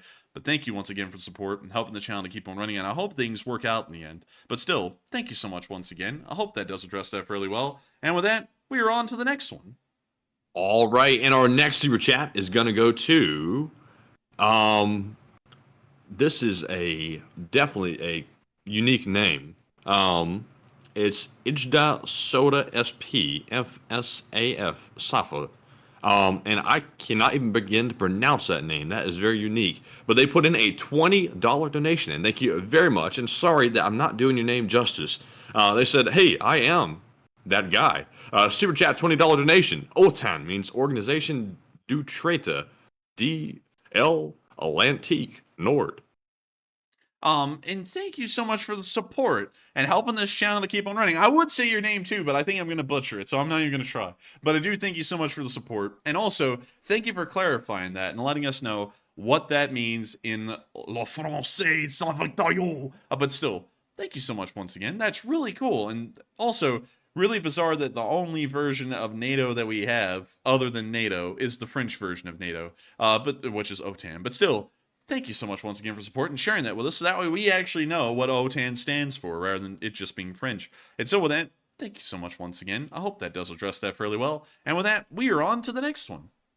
And up next, shout out to George Ferguson and also Howard Buckaloo, who puts in a $10 donation. And thank you very much to George and Howard for that support. And there are no comments to address, but Enforcer, what say you? And I gotta thank both of y'all for the support. Y'all didn't throw in comments, but y'all's support helps us to continue to be on air and continue to make loads of comments about what's been going on in the war. And I gotta thank y'all so much for that. Y'all's support is the grease to the gears that helps the machine of the Lee Spring Army and the Enforcer channel to keep on running day in and day out. And if it wasn't for amazing folks like y'all who just out of y'all's pure generosity supported the channel and helped us to keep doing this as a job, we wouldn't be able to keep this thing running. And so thank you so much once again. I hope that does address that well for both of y'all. And with that being said, we're on to the next one. And the next one goes to James Lynn, who puts in a 10 and says, my congressman just switched sides and now does not support funding for Ukraine. And check your rep's stance on Ukraine funding and make your position known. Don't let the Vatnits win. And I thank you so much for the support. And I think that's certainly something that needs to be watched by the public. If you, and of course I have to say this, there is a little bit of a priority thing that you have to do when it comes to elected representatives. You know, you have to kind of gauge what's more important to you on aspects. Hate that it turns into that, because sometimes you have to just, you know, pick things that you don't really want just because you find one thing to be particularly important. But if you're watching this channel and you find Ukraine to be one of the most important things that the United States is dealing with, and you find foreign policy to be of utmost concern right now, you might want to really pay attention to what your elected representatives of your district and your state are saying in the Congress, and maybe even your presidential candidates as well, and see if they're talking about supporting Ukraine or not supporting Ukraine. That is something that is very important. And also, if you see that your representative is not supporting Ukraine or no longer supports Ukraine, you might want to write them a letter and say, hey, I'm one of your voters, and I'm you know, I'm a big supporter of Ukraine. I would appreciate if you would also represent the constituency and support Ukraine as well, because I voted for you the last time the elections came round, and of course, this is a very serious issue to me. Don't have to threaten them. Let me make that clear. Don't do that. Threatening people gets you nowhere. If you tell them, I'm not voting for you, they're probably not going to listen to you because they're like, whatever, I already lost your vote. Make it sound like you're still going to possibly vote for them, but, you know, they need to do the right things the right way for you to vote for them again. That's the way you need to go about it. A lot of people nowadays just are really rude. We deal with that a lot. And, you know, they just come on here, like they come on our live chat and they'll cuss you out and then act like they have a right to cuss you out. You have to take it. And then when you sit there and respond to them with just a jab, then they, oh, how dare you? Like, it's a very weird, hypocritical world we live in nowadays with how people act like that. But don't be one of those people. Just send a letter saying, I voted for you. I support Ukraine. I'm hoping that you support Ukraine. It's very important to me.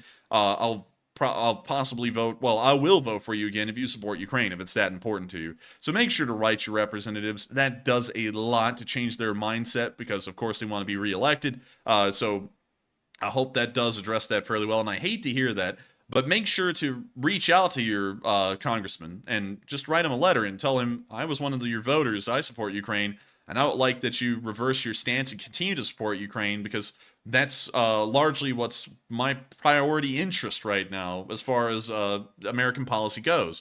And so with that, hope that does address that fairly well. And thank you so much once again for support and helping the channel to keep on running. And with that, we are on to the next one. And the next one is from SYI Tiger 907, who puts in a 10 once again. And says, today's payday just paid off one of my CC village work. May suck, but it does help the wallet, LOL. And I'll tell you what, if you're getting paid good enough and you got a bad management, that can definitely help for certain. But Enforcer, what say you? Man, and thank you for the support, SY Tiger. And that's why the super chats are coming in tonight. He's like, it's payday, man. I'm having a good time. And I thank you so much for the support and helping the channel to keep on running. And also, it's great to hear that you were able to pay off one of my CCs. And what do you know what a CC is, Matthew? I'm assuming credit card. Oh, hey! And also, I hope that that's a pretty nice thing. The Hot Pockets, well, no, the pizza rolls at Uniclete were like $27 a bag, so that's gotta hit the bank account a little bit. So bet you paying off a credit card's a big deal, especially when the pizza rolls were that much. But village work may suck, but it is always the jobs that suck the most that pay the most because no one really wants to do them. That's why all those deep sea divers get paid like $400,000 a year, is because nobody really wants to do that job, and it's a very extreme and dangerous one. But still, hope that you're having a fun time back in Anchorage, though, and I do hope that things turn out well for you, SYI Tiger. We wish you the best. Whatever decision you make, if you think it's the best one for you, I would back it up 100%. I bet you know what's best for you. You know what's been going on at your company, and we're wishing you well. The whole of the LSA is behind you in whatever you do. But still, thank you once again. Hope that does address that well. And with that being said, we're on to the next one. All right, and the next one is going to go to Psyops. He puts in a $10 donation, and it's good to see you once again, Psyops. Hey! He says, since Russia is incapable of understanding their defeat, maybe we should go back to drinking wine out of, you know, some goners, the ones on the ground. You know, an orc would probably understand them. Goodness, Psyops. Damn, damn, Psyops coming in here strong, immediately advocating for breaking the Geneva Convention. But that is a Psyops thing. And welcome back, Psyops. We've been wondering where you've been. It's been a bit of a minute, but I hope nevertheless that you've been enjoying your time out there in the world. Of course, one of our viewers from Oklahoma in the LSA. And let me make sure, because you sent in several super chats tonight, that I'm reading the right one. And so it is this one. Damn, okay, now I'm actually reading that one uncensored. Oh my lord, I don't even think I can actually comment on that, but you know, if you want to do something like that, you could. Might turn some heads, but you know, hey, I'm not gonna stop you on that one. It's really up to you. It's a free country. It's a free country. But still, thank you for the support, Cyrus. Welcome back, and I hope we addressed that fairly well. And with that being said, we're on to the next one. All right, and the next one goes to Sam Shit again, who puts in a $10 donation. And he says, I've been away for a while, and I heard Ukrainians have been doing amazing things while they are down south. Don't you live it when they go down south? And I do love it when they go down south. And I thank you for the support once again, Saps. We love the South, the southern United States. It's such a fine, upstanding group of people. We got the amazing folks at Alabama University. They're the upstanding morals of good folks. They don't do anything messed up like cocaine or anything like that. I'm just kidding. You know, the South's got its good people, it's got its bad people, but I really do love the southern United States. It's a great place. Usually people are incredibly polite down here for the most part, but you got to watch out because there are some questionable people down here, but that's everywhere. You know, you got great folks and bad folks. But moving on from that and talking about Ukraine going south, love it when they go south because the implications of breaking through in the south are huge. And also, while you have been away, the Ukrainians have been busy, very busy, and have been doing amazing things. But with that, thank you so much once again for the support and helping the channel to keep on running, Sibes. And I hope I was able to address that well. And with that being said, we're on to the next one. And up next, we have another one from Psyops. He puts in a 10 and says, just a reminder, Enforcer Matt doesn't know who Pink Floyd and Fleetwood Macs are, and LSA call to action, and we need to teach Andrew and Matt about good music so they get my jokes. Man. Good music, you say? Good music? I'll have to give it a listen and be the judge of that. Oh, man, I'm telling you. I get no respect around here. Oh, man. I listen to my kind of music, and then everyone says it's garbage. Oh, man, I'm telling you. The music I listen to is actually what you all listen to in the 10-minute countdown at the start of the stream. That's kind of like the kind of music I listen to for the most part. So if that's not good music, what is? What is? But still, I don't really know who Pink Floyd or Fleetwood Mac is either. I would guess that that's a big timber company right there, Fleetwood and Mac. So there must be a McDonald's around that timber mill. And then Pink Floyd must be a Floyd that's pink, I'm guessing. But still, thank you so much once again for support, helping the channel to keep on running, Simes. And maybe one day we'll know. Maybe one day. But apparently not right now. We're still going to be ignorant and live under rocks. And so that, thank you so much once again. I hope that does address that fairly well. And with that, we are on to the next one. And do we have the name right? Because everybody's saying Fleetwood Macs. Is it supposed to be Mac or Max? I have no idea. I have no clue at all. So everybody's acting like it's Fleetwood Macs. Or I don't know if they're joking about that or what. But what the hell? Man, I don't know. I'll have to check it out after the stream, though. People are getting heated, man. They're saying, you're kidding. And dude, this is that moment, man. I know it. There's going to be like 2 or 3 people that unsubscribe, and we're going to see comments somewhere out there on the internet that go, I hate the Enforcers. The Enforcers are unintelligent idiots because I was asked them about Pink Floyd or something, and they didn't know who that was. And I knew right then they were idiots and liars, and we need to hang them from the nearest tree. It's going to be something like that. Homeschool much? Homeschool? Oh, no. We weren't homeschooled. It's just that we lived in the middle of the country, so when we got on the school bus at the end of the day, we never dealt with anyone because we were way off in the middle of the woods somewhere. But anyways, with that, I hope that does address that fairly well. And with that, we're on to the next one. All right. And I got to say that I believe that's a rock band, I believe. I'm pretty sure. But that's really not the type of music that the folks we grew up around really listen to, is that old type of rock music like that. So you didn't hear a lot of people going around talking about Fleetwood Mac. You heard people going around talking about more like rappers and stuff like that. Man, so, you know. Drawing out the coupe out of the lot, telling them after all this. Busting out the Rich Homie and stuff like that. But anyways. Tekashi 6ix9ine, The Rat. You know, your usual group of people. And man, every time I think of that 6ix9ine guy, I remember that giant rat in New York City, you know, who said, I might be a rat, but I ain't no snitch. You remember that? Yeah. Oh, man, dude. I always think of that whenever I think of Tekashi 6ix9ine. But anyways, with that, we're on to the next one. All right, and moving on to our next super chat, we have a $10 donation from Scott Kilgore, and he does not leave a comment. Hey! But thank you very much, Scott, for that support, and we do appreciate it very much. And in the meantime, I saw May say, rap isn't music, it's talking with a beat. I literally almost got in a fist fight with a guy, and Enforcer can attest to this, with somebody when we were in JRTC. It was an argument that sort of started with that, and then it devolved into something else and nearly got into a fist fight with him. It almost ended badly, but I was there. Story I was there for time. that. I can attest to that. It was almost a fist fight that went to blows. So yeah, it got heated. Man, you know, I gotta say this though. All right, this is gonna be a little bit of a hot take, everyone. Rappers. A lot of people say that rappers are incredibly smart, but then you have the island boys.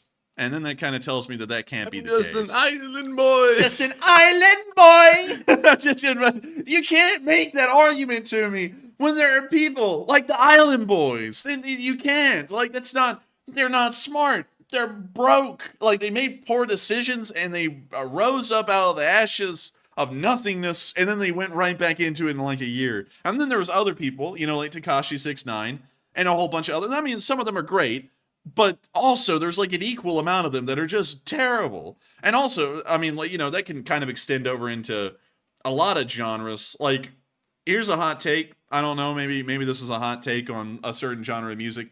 Modern country isn't country anymore, you know? Like, old country used to be stories, like actual stories, you know, like of people's jobs or their hardships or something like that, you know? Like, it actually had, like, merit and, like, real worth to it. It was a story being told in music. But now modern country is, like, countrified rap, which then it's not really, like, country. It's just kind of like a subgenre of rap. Or they sit there and they just list off brand things. Cold Bear, pickup truck, tractor, wheat field. On that recent song that came out from that guy that like took off or whatever, talking about you know, his pay and griping about everything. Oh, I'm sitting out here on my back porch. I'm pissed off. Pay's bad. It's just not. It's not even music. Like, to me, it's not even music anymore. I mean, like, I wish it would go back to the days when people like complained about their jobs, like not like their pay, but their jobs. You know, like take this job and shove it. It's a great country song. Like, the guy actually talks about everything everyone wants to say when they're working at a job. It's great, you know. Or like 16 Tons by Ernest Ford, I think is his name. Like, that was a good one. Because it was like telling the story of the coal mine. It was like, you know, there were great stories in those songs. There's just not that anymore in country. It's just, you know, brand name dropping, or, you know, like just like keyword dropping to like people who like the country genre, right? Pickup truck, automatically got people listening to this song because you said pickup truck. Picket fence, you got some people. John Deere, now you got more people. And it's just that the whole song. I don't like it. But anyways, with that, I hope that does address it fairly well. I know that might be a hot take, I don't know, but we can hash that out in the live chat. But thank you so much once again for support. Hope that did address that well, and we are on to the next one. All right, and that song is so bad, that country song that I just imitated, that even I can give a crack at that one and sound somewhat like it, because the guy is just horrible at, no offense to the guy, but there's some people like me that cannot sing, shouldn't be anywhere near music, and I think that guy's one of them as well. But for some reason it took off, and I have no idea why. But anyways, we have to speed up a little bit for us. I just realized we're running late, and we have a decent amount left. And up next we have a $10 super chat from Psyops. She says, do you know who the boss is? I'm not talking about the sitcom, I'm talking about the boss, Springsteen. Get listening. Go, go, go. Do it now. Do it now. Get to the chopper. Psyops, I thought you were talking about, oh, okay, boss. You know, and you know who I'm talking about, Psyops, because you were around for that. But still, thank you so much for the support, Psyops. And I will try and listen to the Springsteen. But with that, thank you so much once again. I hope that does address that fairly well. And with that being said, we're on to the next one. All right, and up next we have a 10 from SY Tiger 907 once again, who says, check out Selawik, Alaska, LOL. Want to see True North? Let's see. Selawik, Alaska. Let's take a look. Matthew's about to send me a text message saying, hurry, hurry! Like, Matthew does that actually by this point in the stream. But I understand completely, because we do run very late into the night sometimes. But where the hell is that? Damn, that really is up there in the middle of the night. Dude, it's literally just surrounded by lakes. The mosquitoes must be horrendous in this place in the summer. I'm betting. Let's see if we can drop down there. Now, yeah, it's that remote. Doesn't even have Street View. But they do have the native store. But nevertheless, this is the middle of nowhere. No doubt about it. And thank you for sharing this with us, SYI, because this is the frontier. But with that, thank you so much once again. I hope that does address that fairly well. And with that, we are on to the next one. And the next one goes to Corky M, who puts in a 5 and says, those MM losers.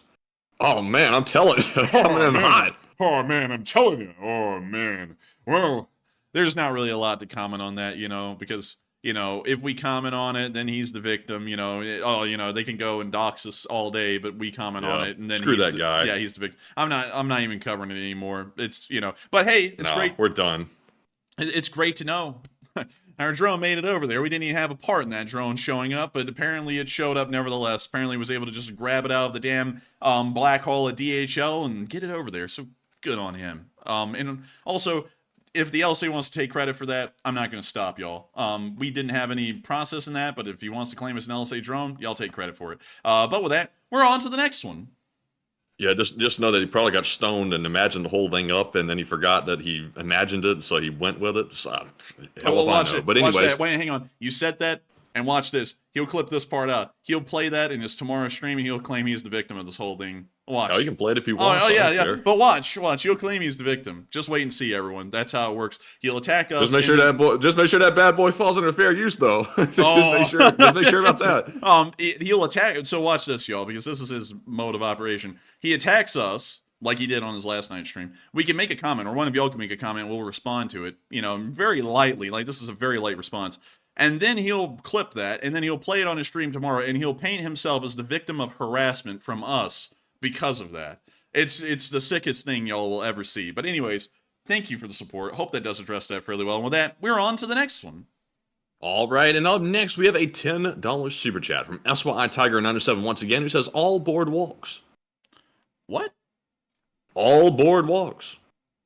Oh, well, thank you for the support, SYI Tiger. And I do have to say, all the boards do walk. They got legs. But still, thank you so much once again. I hope that does address that fairly well. And with that, we're on to the next one. And the next one goes to Russ Rizzo, who puts in a 5 that says, you guys really should check out the Pink Floyd movie, The Wall. Probably one of the greatest historical musical masterpieces of all time. And thank you for the support, Russ Rizzo. Risen it up. And I will make sure to check out The Wall. We are going to listen to The Wall. It's going to be the greatest wall you've ever heard. I got to start working on that voice because I've really fallen out of form on that one. But anyways, thank you so much once again, Mr. Russ Rizzler. And with that, and I know it's Rizzo, but I'm going to call you the Rizzler. And thank you so much once again. And we are on to the next one. And the next one goes to Rodrigo da Silva, who puts in a 5 and says, OTAN equal Organização do Tratado de Atlântico Norte. NATO translated in Portuguese and Spanish. And thank you so much for the support and sharing that with us. That's actually, a lot of people are actually been helping us out with that, telling us what OTAN is. Apparently it's OTAN for a lot of people, not just the French. But still, thank you so much once again for the support and helping this channel to keep on running. Because folks like you make this thing possible and are helping to teach us what even OTAN means. What the hell is even that? But with that, we're on to the next one. And also, Matthew told me, and also, how many super chats do we have left, Matthew? We have at least 5. All right, so because of that, and because we're going greatly over time, and I actually have to get to writing an essay, because even with me trying to find time to write an essay, I still haven't had time. We're going to have to do a speed round here. So the remaining 5 super chats are going to be read off at speed, and the live chats also will be as well. And so with that, we're on to the next one. All right, and up next we have a $5 super chat from CK Bold, who says, take a live chat question. And thank you very much, CK Bold, for that support. We do appreciate it very much, and always for being a longtime channel viewer. And moving on to our live chat question, we have one from InSoul Classics, who says, do you think the Special Forces will take Sevastopol? And I thank you so much for the support. I don't think the Special Forces will be taking Sevastopol. Sevastopol is too big of a city and probably has too many Russian forces garrisoned there for the Special Forces to be able to take it. It's probably going to take a Ukrainian assault from the ground, besieging the city, and then forcing the Russian garrison to surrender from inside. And so with that, thank you so much once again for support. I hope that does address that fairly well. And that, we're on to the next one.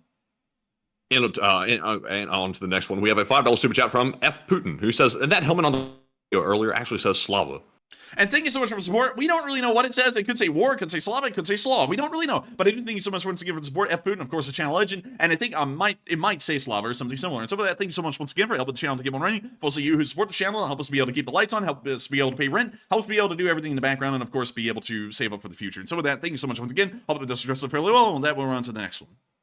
And up next, we have a super chat from The Legacy, who puts in a 5. It says, side benefit of building a weapons plant in Ukraine, logistics. If your weapons are damaged in the field, then getting them fixed in Ukraine is a way, way better solution. And I thank you so much for the support. I entirely have to agree with you right there. Having factories and repair stations inside of Ukraine, logistically, is a lot simpler for the Ukrainians to deal with, and also a lot simpler for Western nations to deal with as well. Instead of having incredibly long and complicated supply lines, you get to have everything dealt with in-house inside of Ukraine, which is logistically simpler, and not only that, probably more cost-efficient. And so with that, thank you so much once again for the support, and help this channel to keep on running. And I have to completely agree with you on that statement. And with that, we're on to the next one. And up next, we have a $10 super chat from SY Tiger 907 once again, our friend from Uniclear, Alaska, and they said, Selawik only has boardwalks and no pavement. Oh, and I thank you so much for the support, SYI Tiger, and explaining that to me, because I actually didn't know what you meant the first time. And let me go back there and try and see this town, because it's right here, actually. And let's take a look at that again, and it does appear, yes, you are correct. It is only boardwalks. That is actually wooden boardwalks throughout the entire city. That is absolutely bizarre and really cool. Although I bet you it'd probably suck to be there. But still, thank you so much once again for supporting the home of the channel and keep on running and sharing a really cool fact about Selawik with us, that they don't actually have paved roads or even roads at all. They are boardwalks. And so with that, thank you so much once again. I hope that does address it fairly well. And with that, we're on to the next one. And up next, we have a $5 super chat from Craig Platel, who said M46s used by Israel were captured from Egypt and Syria. And thank you so much for the support and clarifying that. I actually didn't know where those M46s came from. I thought they possibly were purchased from the Soviet Union. But thank you so much for clarifying a little bit of history that I didn't really know exactly about. And really cool to know they actually did capture them from the Egyptians and the Syrians, he said? From the Syrians, yes. Really cool. And thank you so much once again for supporting how this channel to keep on running and sharing with us a little historical fun fact that I actually didn't know. And with that, we're on to the next one. But thank you once again. And up next, we have a $5 super chat from Barry Woodward once again, who says, "Damn, son, slow the F down." Damn, son, where'd you find this? And thank you so much once again for the support, Barry Woodward. Sadly, we can't slow down at this point because we're trying to make sure to get to sleep so that way we can wake up tomorrow and go full speed at law school. But thank you so much once again for the support and carrying you out our vocal course. But I promise you that we're operating at this full speed is perfectly fine by us. So with that, thank you so much once again. I hope that does address that fairly well. And with that, we're on to the next one. And up next, big shout out to Fighting Finn, who puts in the 4, as well as Penguin Man 320, Merlin 71, and also that is all for now. But thank you very much, Merlin, Penguin, and Fighting for that $4 support each without a comment, and we do appreciate you each very much. And thank you very much for that super chat support. And with that. You cannot do that well. Like you start tripping over. You're like, it's like, oh no, someone reset the mat. But with that, and moving on to our next super chat, we have a $5 super chat from Jabba, who says the Don has no soul and face. He's just too fat. I have no soul, Don. I suck very badly, Don. I'm fat, Don. I eat ham and cheddar, Don. And I'm from Chechnya, Don. And so with that, thank you so much for giving support and helping this channel keep on running. I gotta say, I'm not really a big fan of Ramzan Kadyrov. And maybe one day he'll actually hit the, kick the bucket and go 6 feet under. But apparently it's not right now. But still, thank you so much once again for support. I hope that does address it fairly well. And with that, we're on to the next one. And up next, we have a $2 super chat from Cody D362, who says, "Slava Ukraine, Canada, Canada, Canada, Ukraine." Hey, and thank you so much for the support. And of course, the Canadians are huge friends of the Ukrainians. Once again, I have to tell everyone, y'all should not feel responsible for the mistake that was made in the parliament. That was something that was a complete oversight by some officials in the Canadian government, not representative of the nation of Canada, but still absolutely amazing to know that the Canadians back the Ukrainians every single step of the way. And so with that, thank you so much once again for support. I hope that does address it fairly well. And with that, we're on to the next one. And up next, we have a $2 super chat from Rolad, who says, "Could the U.S. support end in the next election?" I highly doubt it. We've actually covered this several times because the election cycle was coming around. A lot of people are getting very scared about that. The United States is a very one-track system. If we were to go over everything that the United States has done, the same thing through each one, y'all would be pretty shocked to see what it actually looks like. Because, regardless of what y'all are told in the media, it's actually a completely different story when you actually look at the events that happen and who's pushing what and who's doing what.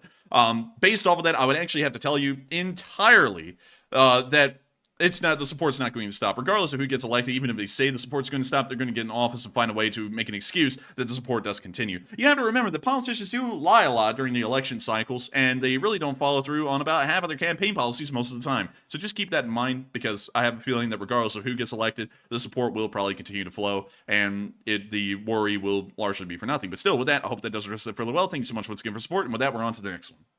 And up next, we had $2 super chat from Ukrainian of Putin, who says, "How do the 155mm remote anti-armor mine systems work?" Can you reread that one again? Yes. Ukraine, how did the 155mm remote anti-armor mine system work? Unfortunately, I have to declare ignorance on that one because for some reason I can't really think of the exact weapon system you're talking about right now. But thank you once again for the support and help this channel to keep on running. But folks like you help us to make this thing possible. But sadly, I don't think I'll have an answer for you right now. But with that, we're on to the next one. All right, and hibbity, going once, going twice. We're back to the live chat questions. And up first, we have the Morse code decoders of the stream. We have Cliff Simonson, Mark Hodges, Earl Bernew, Paul Schultz, and Tight Lines LSO. They said the Morse code says Ukraine be putting that heat up on the bridge again. Long live the LSA, Slava Ukraine, Slava LSA. And thank you so much for getting the Morse code message right. That's the sound of money, and y'all did get that thing exactly on the nail. Of course, absolutely amazing to know that y'all have been able to get that Morse code message correct for 582 days of the war, and it's absolutely amazing to see. And of course, with that, we are on to the next one. But really quickly, I saw JC Atkins point something out, Matthew, because we had that one bot that came in and another one as well. Bomb number 2 enters the chat. Stugnad, 5 seconds, max, tops. Boom, get out of here. Really quickly, I'm going to make this quite clear, and we will show these clips if we have to. once again, those are flat out lies. We did not fundraise for a drone. I said I was going to buy a drone, encouraged y'all not to send in super chats because it was not a fundraiser, but people liked the idea nevertheless, and then sent in super chats saying that was going towards the drone fund. But we made it clear each time that it was not a fundraiser. We made that clear multiple times. I had Miss Disa and me go through and comb the streams to find the exact parts where I said that, and we found all of them. So just putting that out there, that is once again a flat out lie by that community. But with that, we're on to the next one. And the enforcer gave that more time than I would have given it because it's not even worth addressing. But anyways, moving on to our next live chat question, we have one from Martin Beckdorf, who says, when can we expect those first Abrams to join the front? We'll probably be expecting those to join the front within the next few weeks. The Ukrainians are probably going to get some more adjusting done in training fields in the western part of Ukraine, and then they'll ship them further on into the eastern front, most likely towards the area of Robotyne, so that they can fight with the other modern western main battle tanks that are currently in operation down there. And so with that, I hope that does address that fairly well. We're on to the second to last question of the night. And hibbit. This one goes to New Jersey, a UFO, who says, do we know how many soldiers are in the paramilitary group that is fighting on the battle for Ukraine? And a very good question. We currently don't know at the moment. We actually think that the Freedom of Russia Legion might be a company-sized element, but we're not entirely sure because they call it a legion, but that doesn't really give us a good idea on size. And a lot of the foreign legions vary very massively in size from nation to nation, group to group. So we don't know exactly for certain, but, you know, we could try and take a good guess. And so with that, I hope that does address that fairly well. And with that, we are on to the final question of the night. So who's the lucky last person through in the lucky last question of the night? All right, this question goes to Steve Santinelli, who says, does Ukraine have psychologists to support soldiers and combat medics with PTSD? Yes, they do. They actually have a massive amount of support people in the background who are making sure to try and help Ukrainians recover from any trauma that they suffered on the battlefield, both physically and mentally, and they've been doing an amazing job taking care of those people behind the lines. Of course, that's something that Revive Soldiers for Ukraine, Doctors Without Borders, and Razom all focus on to a small degree, and they've been doing incredible work helping Ukrainian soldiers to get over some of the rigors and terrors of the battlefield. And so with that, I hope that does address that fairly well, and we've reached the end of tonight's stream. I gotta thank you all so much once again for watching. If y'all haven't enjoyed tonight's stream, please make sure to subscribe. It doesn't really help us out in the algorithms, but it does make us smile when people do subscribe. It lets us know that all of y'all enjoy it. And if you hit the bell button and turn on all notifications, you'll be notified of when these streams and our short war summaries run, which is almost every single day of the week, 6 days a week at 10 p.m. Eastern Time, except for Mondays. We cover the past 24 hours of the war in Ukraine in picture and video evidence. And not only that, we also cover our short war summaries almost every single day whenever we can. Of course, this week is an exception, but they are around 10 to 15 minutes long, going over some of the major points of the war today. But of course, thank you all so much once again for watching tonight. Good night, good luck, take care, stay safe, Slava Ukraini, and long live the Leaf Spring Army. The Leaf Spring Army never dies. And good night, folks. We'll see you all tomorrow. Thank you all for another great stream, and hibbit.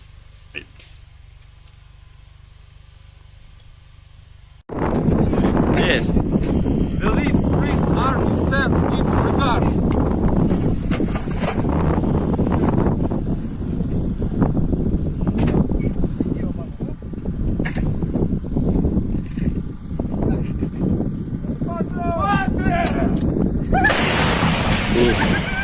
Русский военный корабль. Предлагаю сложить оружие и сдаться. Русский военный корабль, иди нахуй.